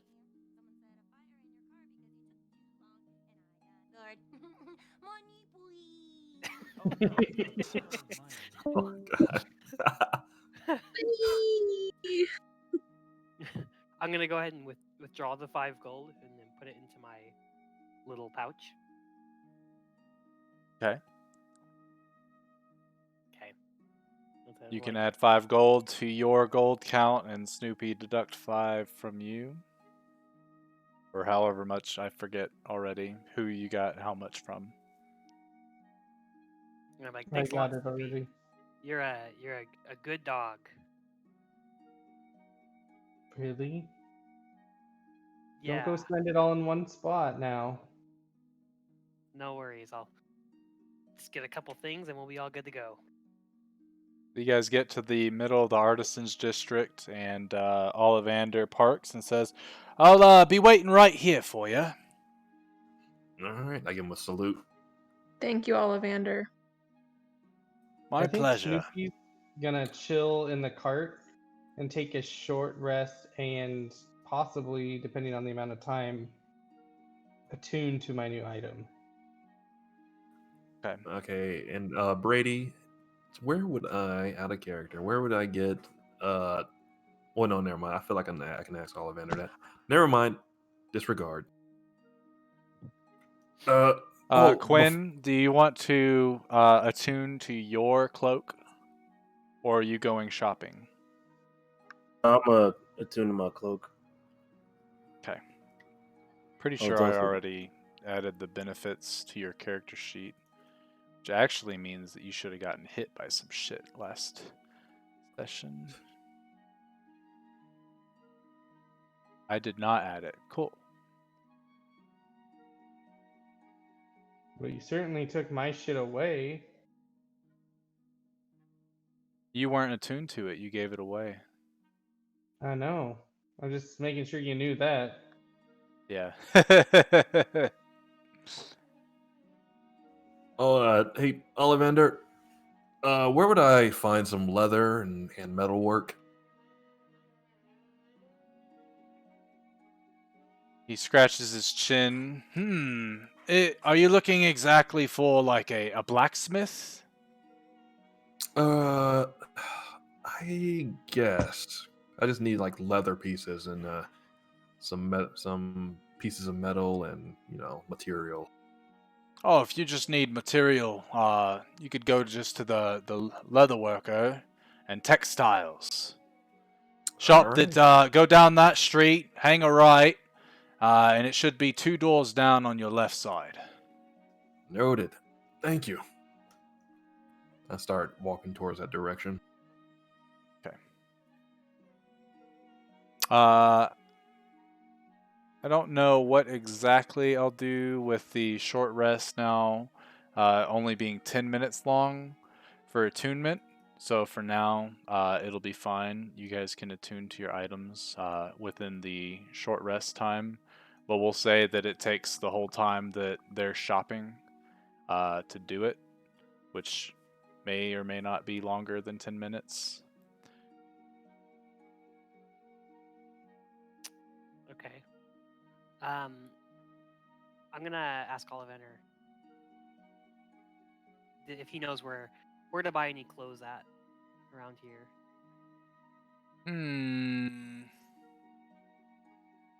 Sears.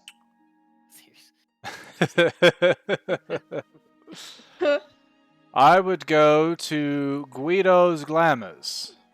He typically sells higher priced artisan-made clothing, but I'm sure he's got pieces that he uses on the regular that you could buy from him as well. All right. Hey, do you know what you need? You need to ask a magic-y person to make you clothes that can change, so you don't have to carry so many. Well, That would be cool. I thought about that, and somebody's birthday is coming up very soon here. So, I guess I need to put my formal request in. All right, I'm gonna go head towards Guido's, which makes me want pizza with magic. I know, right? Man, I am starving right now.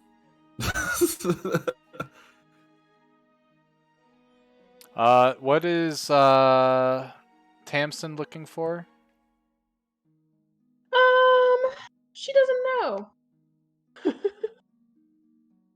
I just wanted to go explore the Artisans District and maybe, I don't know, skulk around some of the back alleys, see what kind of stores are there. Maybe get a new cloak. Get assassinated. And then No. I assume it's because are you guys going as a group to each individual's location, or do you spread out? Yeah, because I could retcon if y'all want me to do that. Because it sounded like Angelica was cool with just going on her own.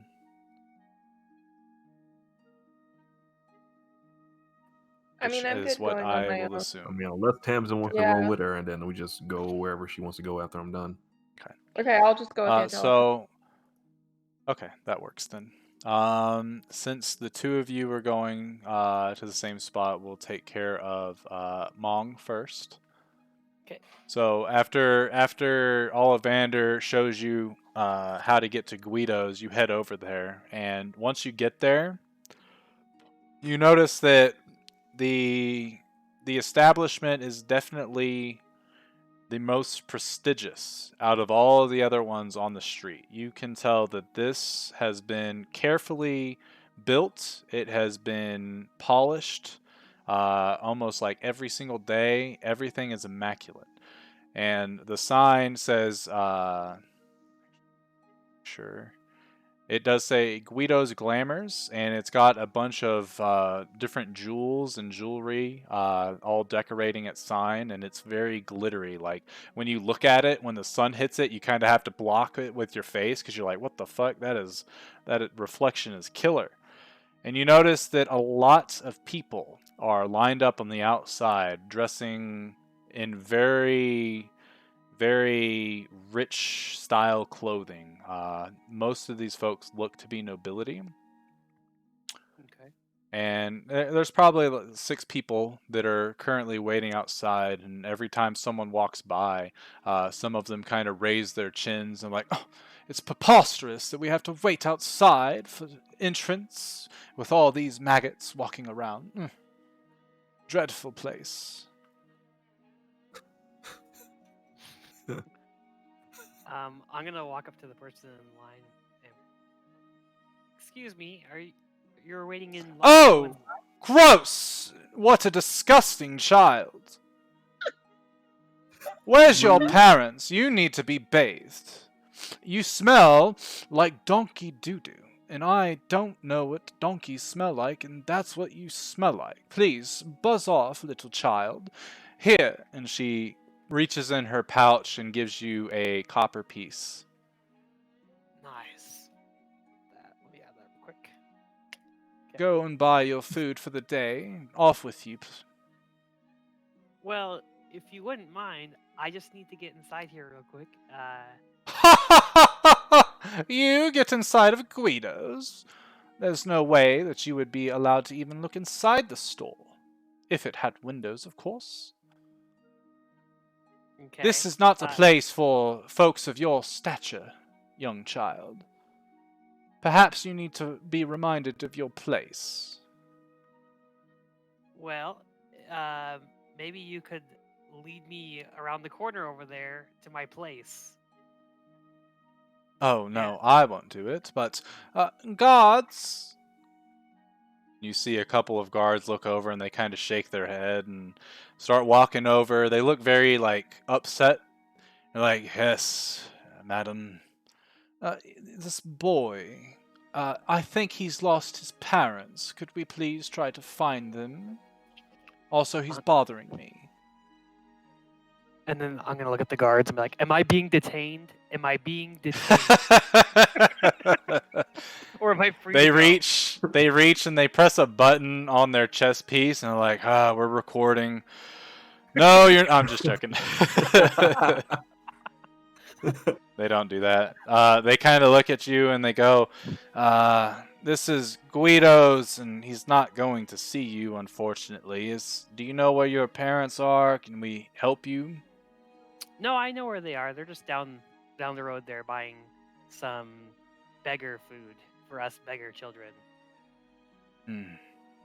Madam, there's nothing we can really do. He's not breaking any laws. Oh, that's preposterous. He's breaking all the laws of nobility by even looking at me. And they kind of look down at you. What is your purpose here? Do you even have money to buy these expensive items? So out of character real quick, I didn't get the gender of this person. She is a lady. Oh, it's a lady. Okay. I didn't want to assume. I'm gonna talk to the guards. I'm like, yeah, I've been saving all year, and I just want to buy my mother a nice dress for her birthday, and it's her. She's dying, and Oh I've saved. dear, 30 coppers not gonna buy you anything in this store. Oh, I have more than that. I would be uncomfortable to say how much, but I've heard of Guido's pricing, and I know that I have enough to buy just a dress, even if it is a simple one that he sells. Don't And do you? as you finish your like talk and you're in the middle of your next sentence, the door slams open and you see this elf walk out dressed in very, very bright colors, and he's got this very stern face on, and he walks out and he's like, "Ha!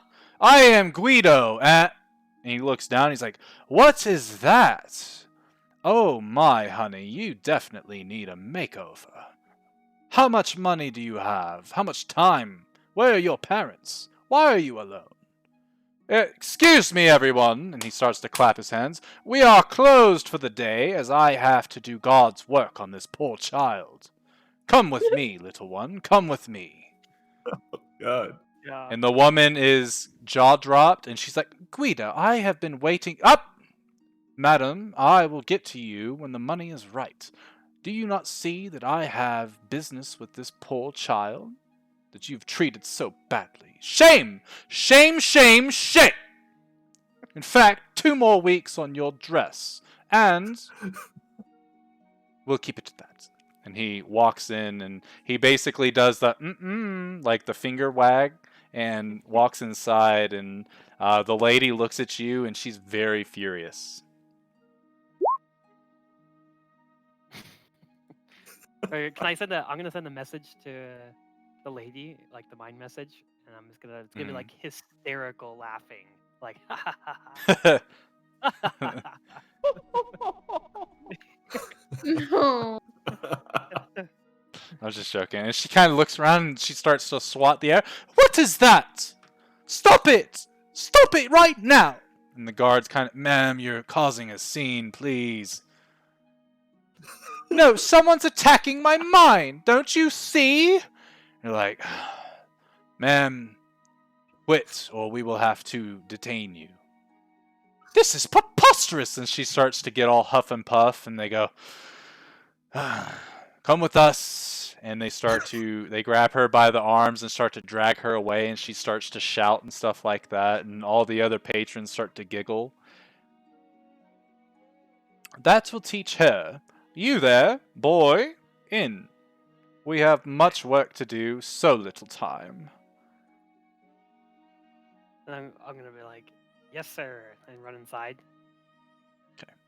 As you run inside, it is the most beautiful establishment you've ever seen. The waiting area it looks extremely comfortable. More than likely could seat probably like 12 people on all the couches and stuff. And there's like a center stage to it with like almost 24 mirrors in all types of arrangements so that you can see every single angle of whatever it is that you're trying on. And Guido, you see that there are a couple of attendants. They are all wearing these very nice silk robes. And they have like measuring tools and sewing needles, yarn, everything that you could think of ready to go. And Guido walks in and he crosses his arms together, and he's got one of them sort of touching his bottom lip as he sort of strokes it and stretches it. And he's like, "What to do with you? What type of... You are a blank canvas, and there's so much potential in your frame. How old are you, boy? What is your name? Where are your parents?" I'm 11. My name is Mo. At least that's what most people call me. My full name is Mongoose. Mo. I love the syllables. It's one. Yeah. Simple, elegant, perfect. What's your favorite color, boy? I have never really thought about that before. But Perfect! I have just the color for you then. Please step up onto the stage. Take your rightful place. And he's like, you can see he's moving his shoulders and like kind of shimmying a little bit when he says that. He's very excited to get you dressed. so I hop up on the stage, I guess, or whatever he wants me to hop on. Yep, and as you look around, like, you can see your reflection in all of these mirrors, and it's kind of overwhelming in a way, just because of how much of yourself you're seeing, and you're like, what the fuck? And he starts to, he snaps his fingers, and the attendants start to measure every portion of your body. Well, if you don't know what color you like the best, let me give you a few options. And he snaps his fingers, and you see this scroll pop out in front of you with, like, dozens of colors. How about this one? This one? Maybe this one. Ooh, this would go with your eyes. I think that this will do. As Ethan, what color do you want your new clothes to be? I want them to be like a dark forest green with like some like gold accents to them, kind of like more royalty a little bit, Okay. And he starts to, as the attendants finish getting your measurements, he steps back and puts his hands in front of him and starts to cast a spell. And as he does this, you can see all the materials, the silks, the cottons, everything is starting to swirl around you. The needles are doing sewing, and you're kind of in the middle of this bubble of material. And suddenly, after a few moments of him spellcasting, he snaps his fingers, and they all adhere to you, and then they loosen up. And you look down, and you've got this very noble-looking outfit. Obviously, it's child size. It's almost perfectly fit to your body type, and it is the exact specifications via color that you want, the sort of dark forest green with gold trim and stuff like that. How does that feel? A little too snug, just right? Some people like it really tight, and never understood that. Let the gentleman breathe, I say. And I'm gonna like start walking back and forth and like strutting, kind of like with a swagger a little bit. I'm gonna be like, it fits perfect. Ooh, yes, work it, honey. This is very nice, but I'm starting to fear it's too nice for the money that I have, even if it is a lot to me. Interesting. How much do you have? Well, I brought with me 100 gold here today, but I had a lot of plans to get something for my mother also. He kind of waves his hand and goes, No, don't bother. 10 gold, and this is all yours. The display that you put on that woman was payment enough, almost. But I do have to at least cover the cost of the materials. The components I'm not worried about. I understand. How does it fit? It's very good. It feels like I could run in them. That's how comfortable they are. Oh, yes. Go ahead. Oh, I was going to say, I will be taking very good care of them. Excellent. Worst case scenario, they'll take good care of themselves. They are self-cleaning after all. And it's got the Guido guarantee. Should you somehow rip or tear them, I will repair them for free. Just make sure that you don't take off the seal. And he, with a mage hand, he sort of opens up the little flap on, it's kind of like a vest. So you know how like there's a little flappy part, and he flips it over, and you can see a large, like, what is it called? Embroidered G on it. With the same sort of symbols on the outskirts of the G as you saw on the sign. That is the official Guido seal. Show that to anybody, and they'll understand exactly how powerful you are with those. Well, thank you very much, Guido. Would it be possible? I need to buy a dress for my mother. I can give her approximate height and she's of average build. Could I Sure, buy yes. I couldn't do anything custom made. I have a few dresses, and he snaps his fingers, and these sort of rows upon rows of dresses pop out. These ones will set you back about 20 gold, but anything for your mother should be perfectly fine, don't you think?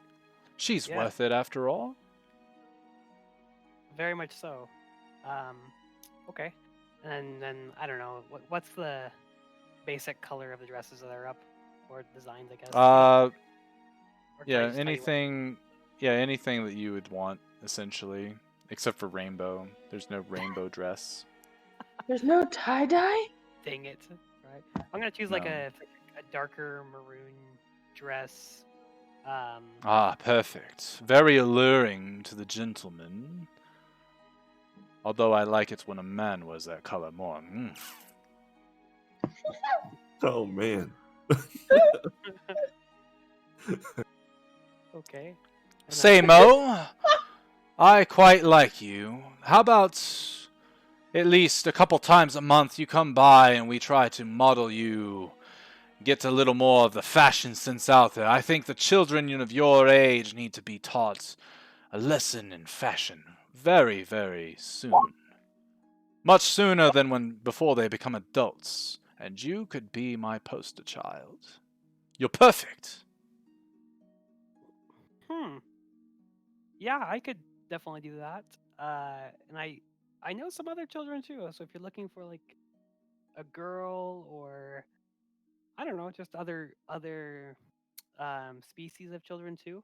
Like I even know some elf children too. Oh, my own kin. Yes, bring them in. Not today, of course. We'll close after I finish off with you. Mm. I've got other things I need to attend to. But yes, this could be a very, very, very wonderful working relationship. This calls for champagne. And he snaps his fingers, and a mage hand comes in with a couple bottles, and the corks pop, and he pours a few glasses, which he looks around and goes, "Huh, I forgot. You are too young to drink. Some more for me." Haha. Now, before I drink, though, grand total 30 gold. And if you come back once a week, or if you come back, I'll allow you to come back once a week. We'll change up your style a little bit, and I'll pay you for it. Okay, that sounds good to me. I'll remember it. And thank you for the clothes. My mother will enjoy them. Oh yes, she will, and make sure that if she wants something custom made, that she comes and brings herself to me, and I will make her a queen. Much like I've just made you a prince. I'm like, you can tell that I like look very, very proud right now, and like start walking to the door with my like swagger still. Have a good one, Mo, and it was a pleasure to meet you. Likewise. And I walk out the door. Okay, so you can add add self-cleaning clothes to your inventory. Okay. And I added the I guess I'll do it. Yeah, deduct the 30 gold and then add a dark maroon women's dress or something like that. Okay. Is that one self-cleaning too? I didn't know. No. It's not. Okay. So just the green and gold. Okay. Got it. Okay. As for Angelica and Tamsin, Angelica, you wanted to go towards location just to buy some like raw materials, right? Mm-hmm. Tamsin, you're kind of keeping out an eye out for like back alley dwellers. Is that what you said? Just like I don't know, interesting shops, or like shops that are kind of off the beaten path, or things like that. Unusual. As you guys are walking into leatherworking and textiles, as you're looking around Tamsin, because this place it seems pretty mundane, you look down the alleyway and you see a floating golden doorknob. Ooh, Angie, let's go. Where are we going? There's a doorknob. A door. Okay. My follower. Okay. No. I'm definitely gonna So grab as you the go doorknob. into the back, yeah, as you go towards the back alleyway, you notice that no one is back there at all. And you reach out and grab the doorknob, and suddenly, like, your whole vision shifts to black, and then it pops you back into this weird place, this weird shop. What's in it? Let's see. Why?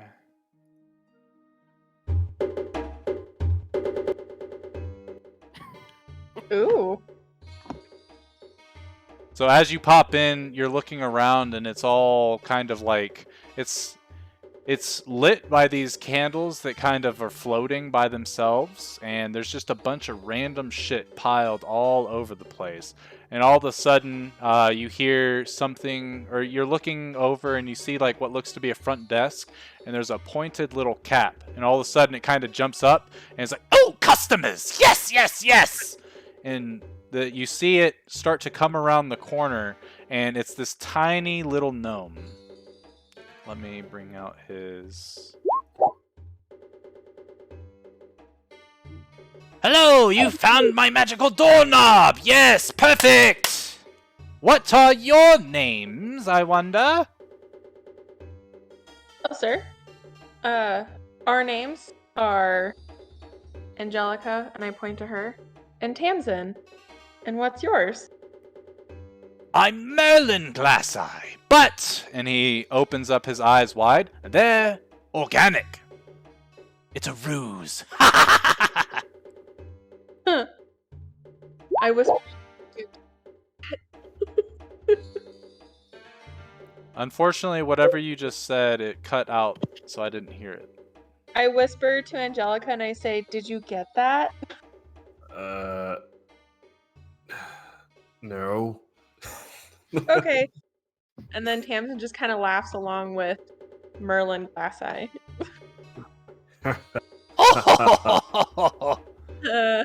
Now, obviously my shop picked you out specifically, so you're on the hunt for something specific, aren't you? Yes, yes, yes, I can see it in your eyes. Hold on. And as he walks closer to you, you watch as he starts to step on what would probably be stairs, but there's nothing there. And he gets right up in your face and he starts to look. Ooh, you're a curious one, yes. What is that inside of you? Beating heart and hope. Just As Tamsin Well, then said that I'll means put there's one hand two on of him. them. Because there's two No. of you. No, you might be mistaken. Yes, yes, Merlin yes, yes, Glasseye. yes. Hold on. Angelica, Uh-huh. does she have something inside of her? I will neither confirm or deny that. That means yes. Oh, goody, goody, goody. I haven't served a triplet before. A what now? 3 people at one time. Normally only 2 come in, but you are 2 people. Oh, man. He knows his stuff. How Yes, do you I know do. that? I am very well versed in magics. Is it something in my eye? And then she kind of just like flashes the ice blue eyes. Ooh, clever trick. I like, yes. And he starts to clap his hands as he's getting off of his invisible step stool. So what is it that Now- you have here, Merlin Glasseye? I have an assortment of magical items for sale, but I can tell that you're looking for something rather specific. Although, weird that my shop would bring you here as you do not have the money for me. Who says we don't have the money for you? 'Cause you only have 212 gold. I've Pocket got some silver. This is hilarious. We don't bother with cheap silver. And unfortunately, Angie's 66 gold will not help cover the extra cost. But...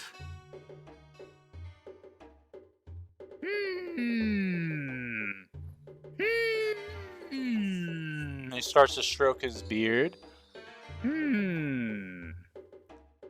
I think that perhaps maybe, just maybe, you could trade me that special rod that your friend once had, but he is no more.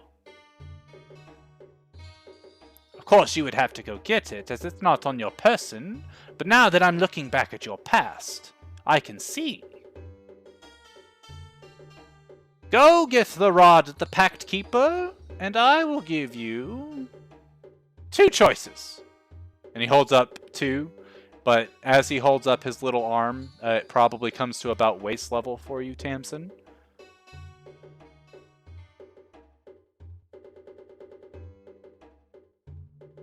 I'll keep the doorknob where it is, so do hurry, as it won't be there for much longer.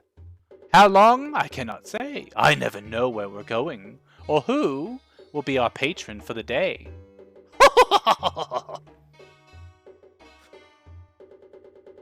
Yeah. Okay.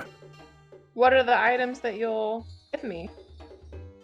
Either a ring of spell storing, a hot commodity, or perhaps maybe the wand of defense. Interesting. How much are they each individually? Roughly 3,600 gold. But your rod of the Pact Keeper, that is worth roughly the same. Interesting. Okay, let me go find my friends. And see. Is there anything else that I can see in there, Brady, that's like within my price range? You see...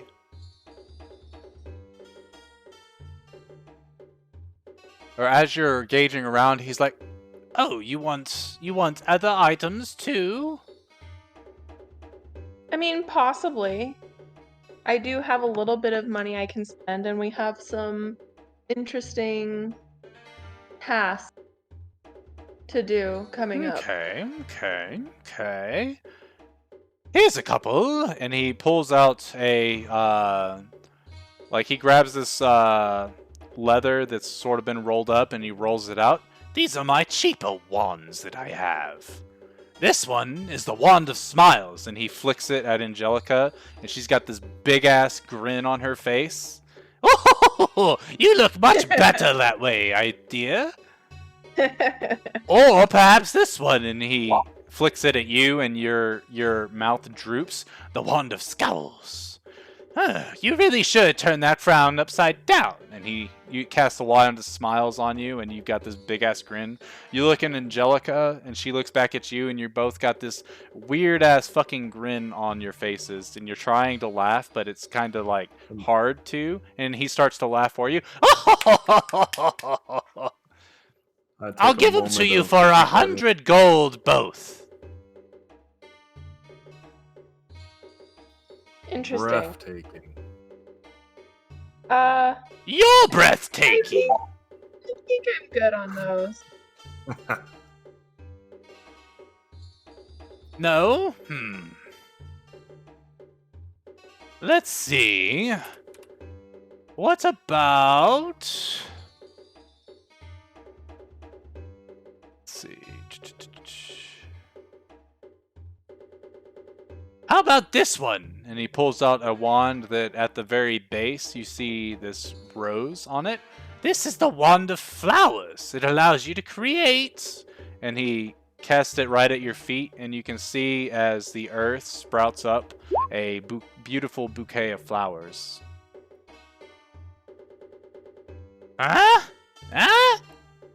Interesting. Okay. You don't seem to be interested. Maybe this one. And he pulls out another wand. Here. Can't use this with a swish and flick. No, it's not that spell. Okay.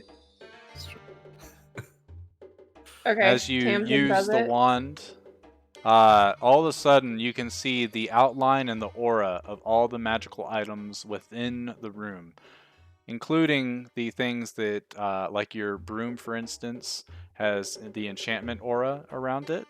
The gloves that Angelica has on, I believe, have evocation on it, technically.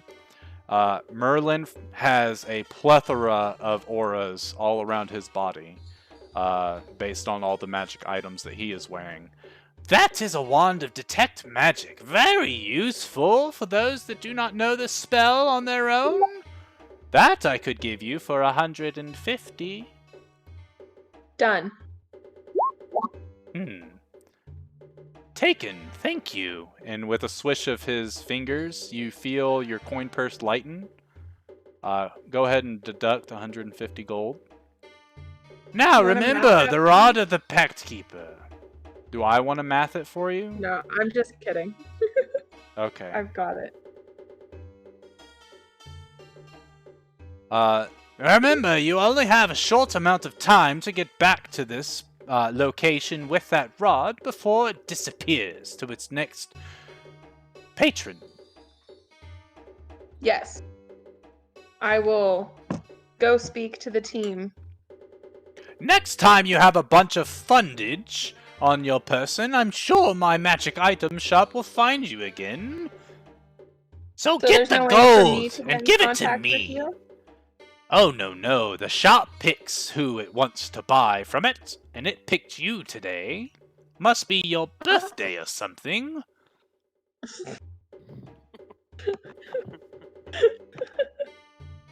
Why is that funny? Nothing, it's just, are you psychic at the same time? Possibly. I've been doing this for hundreds, maybe thousands. I've lost count. A long time. All right, well, we'll try and get back here as soon as we can. Perfect. Toodles. And with a wave of his hand, you hear the door open, and all of a sudden you guys pop back to right before you were about to grab that doorknob, and it kind of shimmers away for a moment, and you're kind of like, shit, it's gone. And as you walk away, it shimmers back. Nice. Man, this how what else is gonna happen today? Who knows? Let's go grab the rod from Quinn and Snoopy. Correct. Yeah. I think one of them has it. Yeah. Angelica, unfortunately, just a random tailor / leather worker. I do not have an actual NPC for. So, what all are you wanting to buy? I was wanting to get some leather and some metal to fashion into spikes and stuff like that. Okay. I mean, go I'm ahead sure I can. and. Huh? I'm sure we can go to like the blacksmith like near the end. We can go near to the blacksmith near the end. Then I could just wait till then. Okay. You can go ahead and deduct 5 gold though to get a good portion of the materials you need, and then in conversation they tell you that the War Forger is probably one of the best places to go for your crafting needs. Cool beans. Alrighty. So as they're finishing up, what is that thing that you needed to do, Ethan? Okay. Can we? So I'm back outside the shop. Is there like an alleyway, something? Yes. Like a place. I want it somewhere that nobody is. It's very private. So it's not super private, but you go back in the alleyway and there's not a lot of people. You can see there's a lot of beggars and poor folk that are kind of back there, but they don't seem to really be paying you any attention. Okay, I'm not paying attention. I want to go ahead, remove my clothes completely, and I got to put them in my pack. Mm-hmm.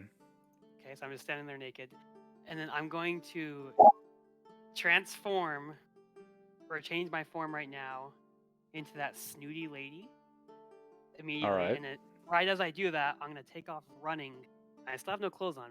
I'll remember that. I want to take off running right into the middle of like a square or the busiest area, and I'm just gonna take a dump right there on the ground. Okay. You said you were screaming? And I'm screaming. I'm like, okay. So as you do that, you see the people. They're all like, "Oh my!" And you know, she was a middle-aged woman. Like she didn't look terrible, but as you're walking around with your like tits flapping, like she's not the most beautiful thing that you've ever seen unclothed. So everyone's kind of like wincing, and they're like, "Oh dear," and the guards, like from afar, they see you running and screaming like that, and they're like, "What the? She's really gone mad this time!" And they start to run towards you, but they're not fast enough before you bend over, take a dump, and everyone's like, "Oh, gross, madam! Oh, have some class!" I want to pick up some with my hand, and I'm gonna throw it at Guido's front of his shop. And I'm gonna be like, "Everybody, let Guido know what I think of him." And I'm gonna take off running back towards the alley. Okay. So you throw it, and it hits the side of the establishment, and everyone's like, "Oh!" And as you are running back into the alleyway, you hear a door open and be like, "Where is that woman? I would like to speak to her." But you get in the alleyway fast enough to do... I want to duck behind whatever I have to, trash or whatever, and hide myself and transform really quickly back to my child. And I'm going to throw on my fancy clothes, like my green and gold clothes. Okay. So you do that, and he goes, "No matter," and he snaps his fingers, and you can hear what sounds like a bunch of fluttering happening from the shop. "Well, everything that she has already purchased is on sale. Have at it, folks." And you hear a lot of clothes drop to the ground. As you come out of the alleyway, there's like probably dozens of gowns and stuff like that of various colors that are all dropped in the middle of this dirty cobblestone flooring, or roadway rather, and people are like beating each other trying to get these clothes for free because they look like they're worth, at least, and 10 gold is actually quite a bit in terms of like peasants, I guess you could say. Like normal folk don't usually see that much gold to spend on clothes and stuff like that. So this is a pretty big deal. A lot of people are actually like, punching each other in the face to get these clothes. And I'm gonna like walk past as they pass, like put my nose up. And just keep walking. Perfect. And that's it. That's all I got. Okay, I love it. So let us go to Quinn and Snoopy as they're attuning to their items. All of the stuff that the other two have done, getting to the location, doing the thing, and coming back to the carriage takes about 20 minutes, which we'll say for now, until I figure out how I want to do it, is enough time for you to attune to your items. Joe, I need a wisdom saving throw.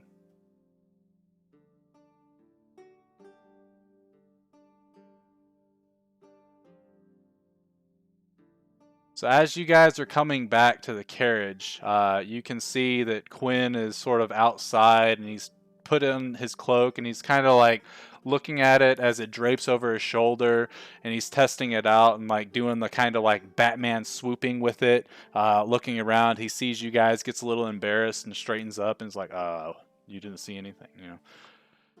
But what you guys also see is you see Snoopy staring at this eyeball that's sort of floating back and staring at him. And as he's looking at it, you see his eyes kind of gloss over a little bit. His mage hand grabs into his bag, his dagger. Joe, do you want to lose your left or your right eye? Also, you're muted. What the hell? Oh, that's so fucking badass. Okay. I lift up my eye patch eye, which is my right eye. No more winking for you out of that eye. All right. Let me do a thing. Okay. So as he lifts up his eye patch, he takes the dagger and he plunges it straight in and pops out his eyeball. As he does that, you take 25 damage, necrotic damage. That almost kills me. Yeah. And as like the blood is dripping down your face, you don't seem to be phased by it at all. You uncork the glass bottle, and all of a sudden the eyeball sort of on the back side of it where it would attach, by the optical canal and stuff like that, it sprouts these little legs made out of veins, and it starts to crawl out of the bottle, crawls up your leg, and nestles itself into your eye socket. And as you start to blink, now one eye has a different iris color than the other. I will show you what the Eye of Dindalion looks like now. So I'm like a beagle with the two colored eyes? Correct. And so what you notice now is as you're blinking, you can tell that your vision has changed a little bit. There's actually a couple more things that this does. This actually will grant you dark vision out to a range of 60 feet as well, while you have the eye within your socket. You can use a bonus action to concentrate looking through the eye in order to pierce magical darkness for 1 minute. But once it's used, the eye can't be used again until the following dusk, and you have disadvantage on all perception checks that deal with sight and any attacks that deal with sight. You also can use it as a familiar, and it can crawl out of your eye socket and walk around, and you're able to see through it as if you were looking normally. And I'll put all that stuff inside of the portion that you can see. That's fucking sick. I have to do some edits though, because I have so many little minions. So yeah, you guys, as Tamsin. Oh, go ahead. I was gonna say, this happens. Do I get like consciousness back? Like. Yeah, so as after the eye gets into your socket and sort of melds in, you start to blink, and then you kind of wince, and you feel the pain of having just stabbed your eyeball out. And as you're kind of like using your mage hand to sort of cup your eye, you're looking around and you see an eyeball looking at you, and you see that little glass vial that Inniscraft gave you just sitting there. And I don't think you probably ever knew what color eyes you had, but Quinn definitely saw everything happening. Everybody else saw it happen from afar. So Quinn is the best person to sort of reenact what events just transpired. I'm gonna just like put my eye patch back down, and I'm like, oh, whimpering. Oh, Charlie's running after me now.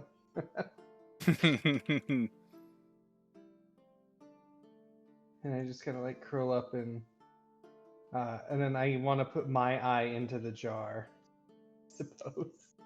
Or did I pop it? Did I wedge it out or did I? You wedged it out. It's still Okay. intact. All right, so I'll put the intact eye in the little jar.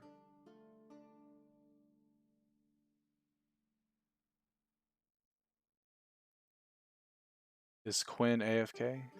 No, I'm here. How does Quinn react to seeing this happen? Am I still high? It's a very important question. That is a very important question. Roll a Constitution save. DC 10.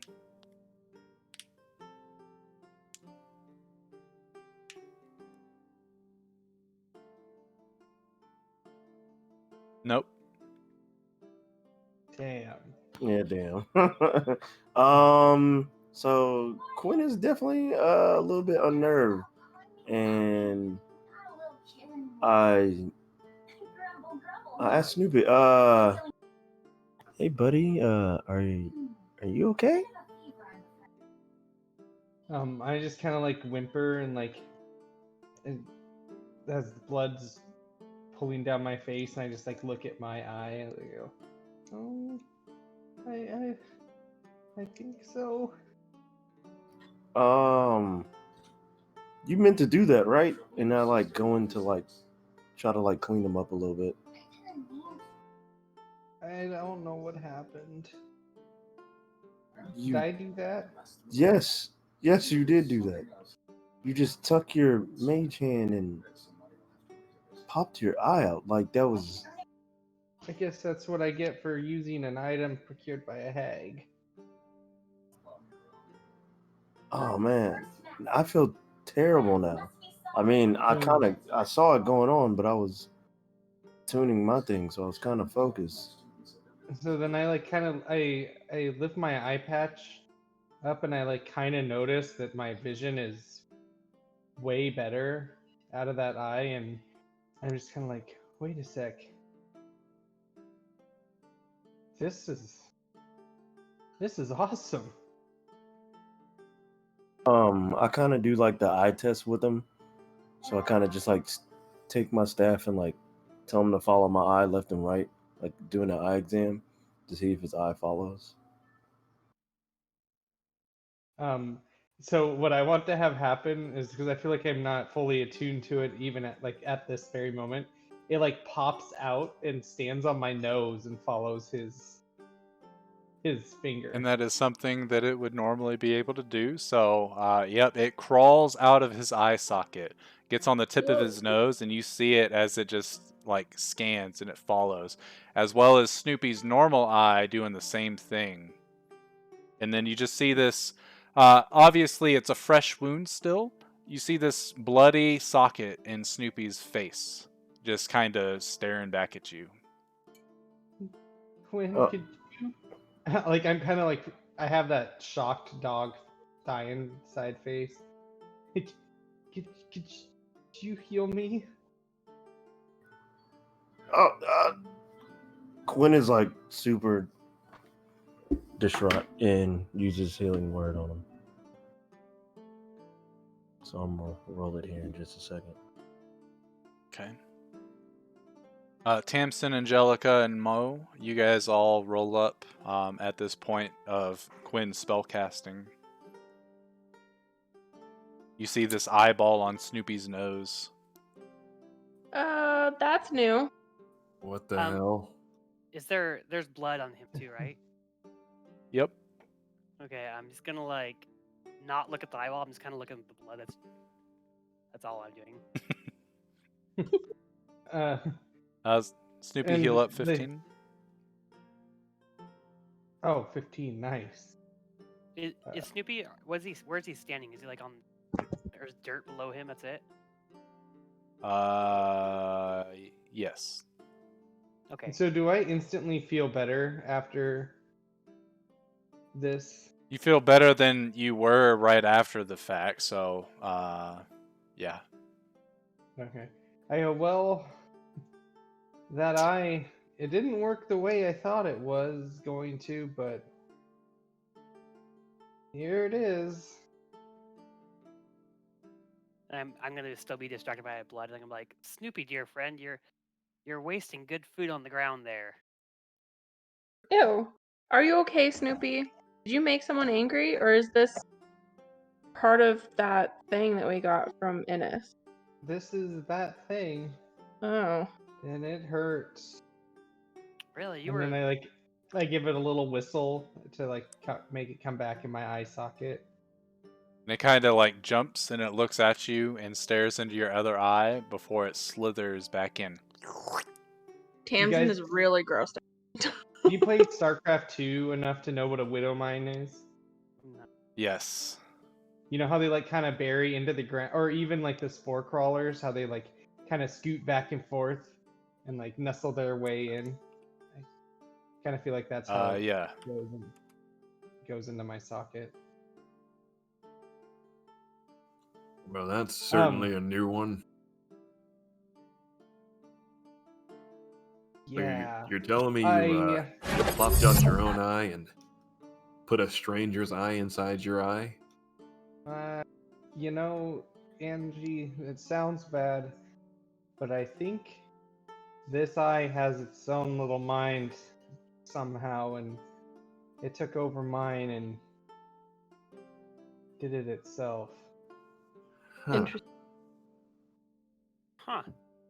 That is kind of strange, but I mean, I've stuck weirder things, weirder places. So. All right. I don't want to know any I of don't even that. know that one. And then, you know what? I think I'll save this for when a time occurs, but I have an idea. What's your idea? Fuck it, I'll do it now. Actually,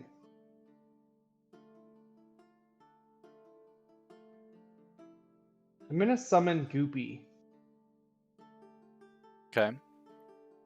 And then I'm gonna have the eyeball go sit on top of Goopy. All right. It does it. And I'll ask Goopy to go away for a little bit, and I want to see if I can see and kind of control him with the feet. I'll say, if I tap you on the front of your head, go forward or backwards or left or right, and then I want to see if I can kind of guide Goopy with that. Okay. And it does work like the Find Familiar spell. So you notice that out to, I think it's 100 feet, you're able to see through the eye, and you're able to make the eye sort of tap Goopy on his left ear and he turns left. Tap it on the right, he turns right. Tap it in the middle and he stops. Tap it on the back of his head, he starts to back up. You're able to give Goopy controls using the eye's Find Familiar version of itself. Once you get to that 100-foot range, though, all of a sudden your vision comes back to what you see normally, and it's just out of your left eye, and you're looking at everybody like, ooh. This is cool. So I call out to Goopy to come back. And he does. This is gonna be helpful. And the eye is just No kidding. pops back into my socket, and I ask Goopy to go back in his little thing. You guys, can I have the Rod of the Pact Keeper? This is mine. I'm just kidding. I They have one all. I really need it. I know we were planning on Right. getting rid of it, but I Right. have someone who can give me something better that can help that will help me, but in the long run, Sure, I'll be able to help catch. all of And it. I throw it at her. I'm just Thank you. imagining as she asks for it, Snoopy does that Bugs Bunny. No. No. Do I have to roll for the catch, or can I just pretend that I caught it? I threw it hard. Roll. Yeah, with the help of Mage Hand, I think you've got it. Woo! How about this? Thanks, Both of Snoopy. you roll acrobatics. Unfortunate for her, probably. I know, But right? you know me and my rolls. Ooh, it breaks. My Sé tú, yo tomaré mi tónico de la liebre que evita cualquier caída. Hasta no ver el fondo. Oh dear. Oh my. Alright, I'll click on my token. Where the hell's my token? Should be in the bottom right.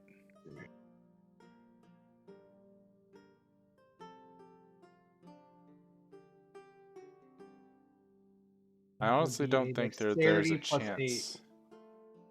Yeah. I have a +8 to acrobatics, so. I have a +6. But I rolled an Yeah. 18. I rolled a 1. So Snoopy throws it, and unfortunately, Tamsin like tries to grab it with one hand, and it like brushes against her fingers and starts to spin, and she tries to catch it really quickly, but it does fall onto the ground, and she picks that up really quick. Before it hits the ground, can I blink over there and catch it and then hand it to her?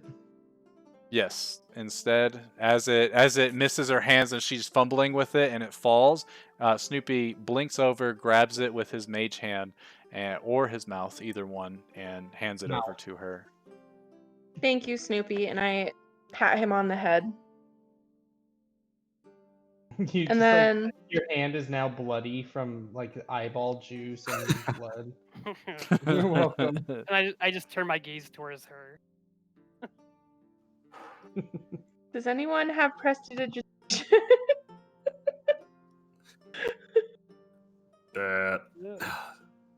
Well, Oh, I was gonna say I don't, but I can help you clean that off. Do you have a cloth? I don't want your mouth anywhere near me. he wants to. Hey Tamsin, he wants to lick you good. You gonna let him? No. Sure, you clean you up nice. Does anyone have a cloth? No. Doesn't a traveler pack come with one or no? I'm pretty sure it does. Well, I mean, I have one. I have a canteen of Comes water. with something. Okay. She wipes her hand off and like throws the cloth at Mon, and then I'm gonna rush back to the shop. Not like running, but like at a canter. Yeah, I follow behind her. And then I'm gonna like. Yeah, I was gonna ask her what she needed the staff for. A fun new item. Like. Okay. So as you go back, she yells that and starts running away from you guys very quickly. As you get back to that alleyway, you do see the doorknob is not there, and as you walk and look around, you hear a sort of like magical swish, and then it is there. Woo! We made it, Angie. Yeah. Oh, yep. Let's get this and go. This guy's making me weary. We like him. As you grab the doorknob, it puts you back in that same shop, and you see Merlin Glasseye sitting there anticipating your return. Perfect, perfect! You have it! Here is the staff for you. Thank you, thank you. And do you want this or this? And he produces, with a wave of his hand, both the staff of defense, staff of defense and the ring of spell storing. Which do you prefer? How many spells can I store in the ring? So the way it works, I think I read online it said like 5, right? Yeah, so it allows you to store. The spell can store up to 5 levels worth of spells at a time. So essentially what that means is you could do like 2 second level spells and 1 first level spell. So whatever, or you could do 1 fifth level spell. Any combination as long as it does not exceed 5 for the spell levels that are in it. So you could put in like 5 level 1 spells and they stay in there until you use them. So it's a good way of putting in a bunch of spells, preparing different ones for the next day, and going about time. Yeah. Okay. Let's do. And then the staff of protection or the shield, it added like something to my stats, right? Yeah, the staff of defense, it gives you +1 to AC and has the ability to cast, I think it's mage armor and shield. Mage armor and shield, yeah. Oh, this is I such think a you need hard that. choice. Judging by how much your shit got rocked that last fight.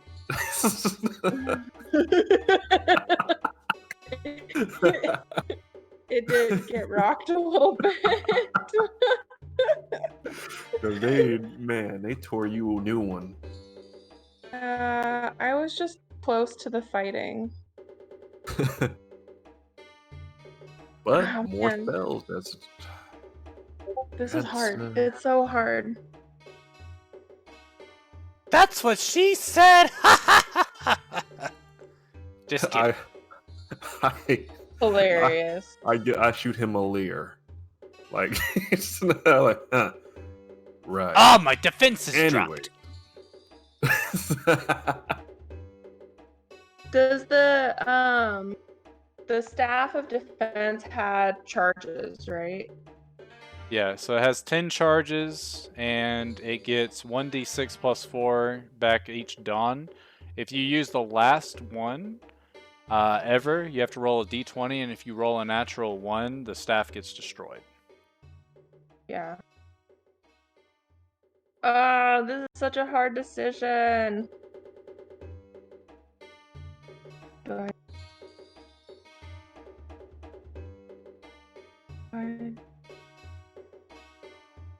Angie, what would you pick?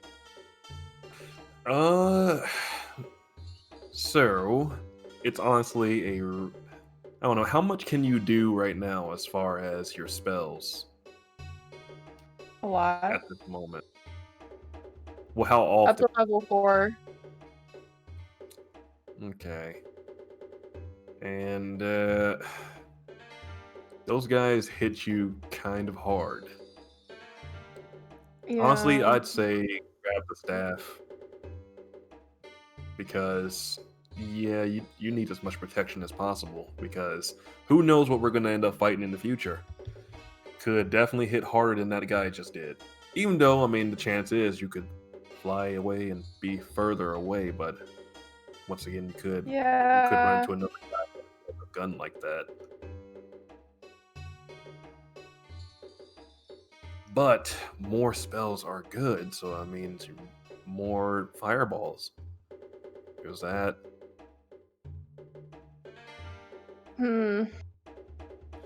I know, this is hard.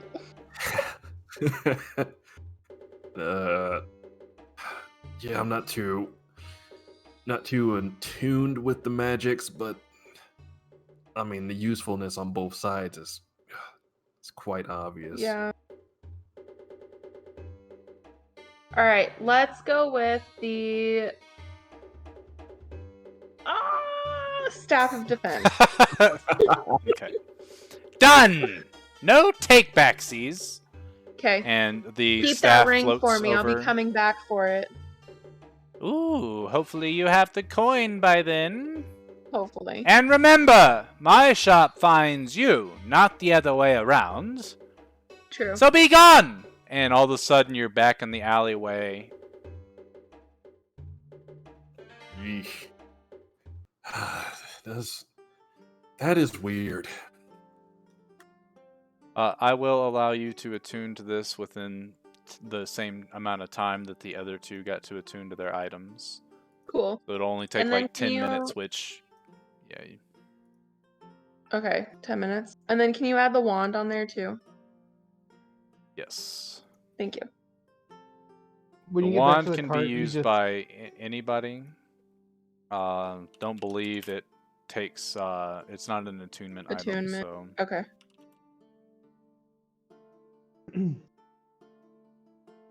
When you get back to the cart, you see Snoopy, like, he has Goopy, the eyeball, and his little crossbow, like, all just, like, sit out in a row, and he's kind of, like, controlling all of them. Like, there's little mini friends. As I spot that, I'm just like, yeah, that's gonna be a problem for the people we fight. So Brady, I'm just gonna add shield and mage armor to my sheet, but put them like up at the Yep. top so that I know that they come with the staff. Okay. You can just put in parentheses staff, and we'll know that it comes from your staff. Okay. Yeah. Perfect. All right. Well, I guess we're good now. I got what I need. I mean, aside from a few more things I need to grab from the blacksmith. Otherwise, I can get to work on my project. Thanks for coming with me, Angie. No what problem. else is on this road? What else can we go by? Hey, Mong, did you see anything while you were out there? I didn't see a lot of other things besides the clothes store, but be careful going down there. Some lady took a dump in this. Gross. Can I that's smell gross. the shit on him? What did you say? Can I smell the shit on Ethan? I would say so, yes, because he took a He shit did wipe his and then ran away. Yeah, he didn't wipe his ass. Yeah, and he didn't wipe his hand either. I'm just gonna look. I'm just gonna look at Snoopy and just get him. He just, like, you see me sniff, and I Yeah. look at you, and then I kind of smile, and and then I send you a message like, "Awesome, isn't it?" I'm just gonna smile back at him and not say anything. All right. Well, if there's nothing else we need to do, I guess we can head back to that inn that you guys have. Well, aside from me having to drop by the blacksmith if he's still open.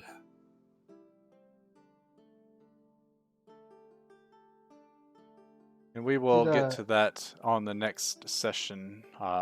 Gerald had to leave. He's got to wake up early.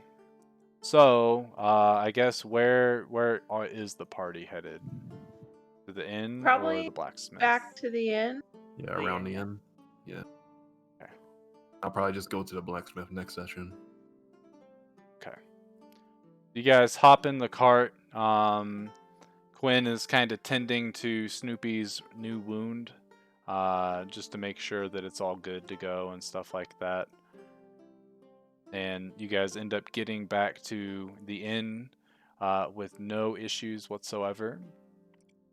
And as you walk inside to go to your rooms, just to sort of chill out for a second and plan your next move, that is where we will end tonight's session. Cool. Sweet. No cliffhanger this time. just some downtime. Unless back next week. Oh no. Yeah, I got some. Okay.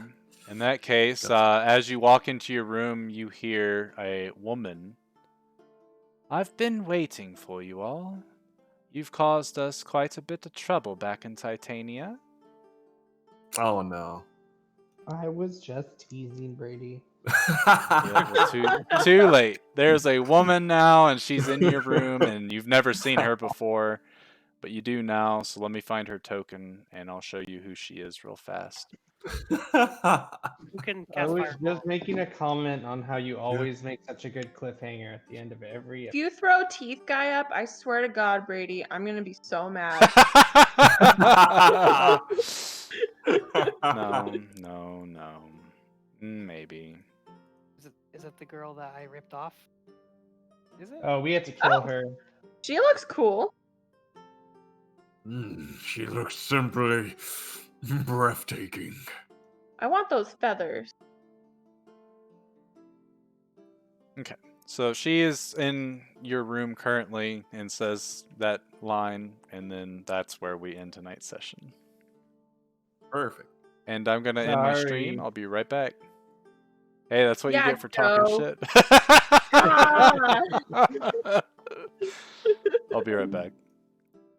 Alright, so that was a good old session. Lots of fun roleplay, especially that stuff with Ethan shitting in the street. That was hilarious. Hopefully you had a good old time, and until we see you next week, peace!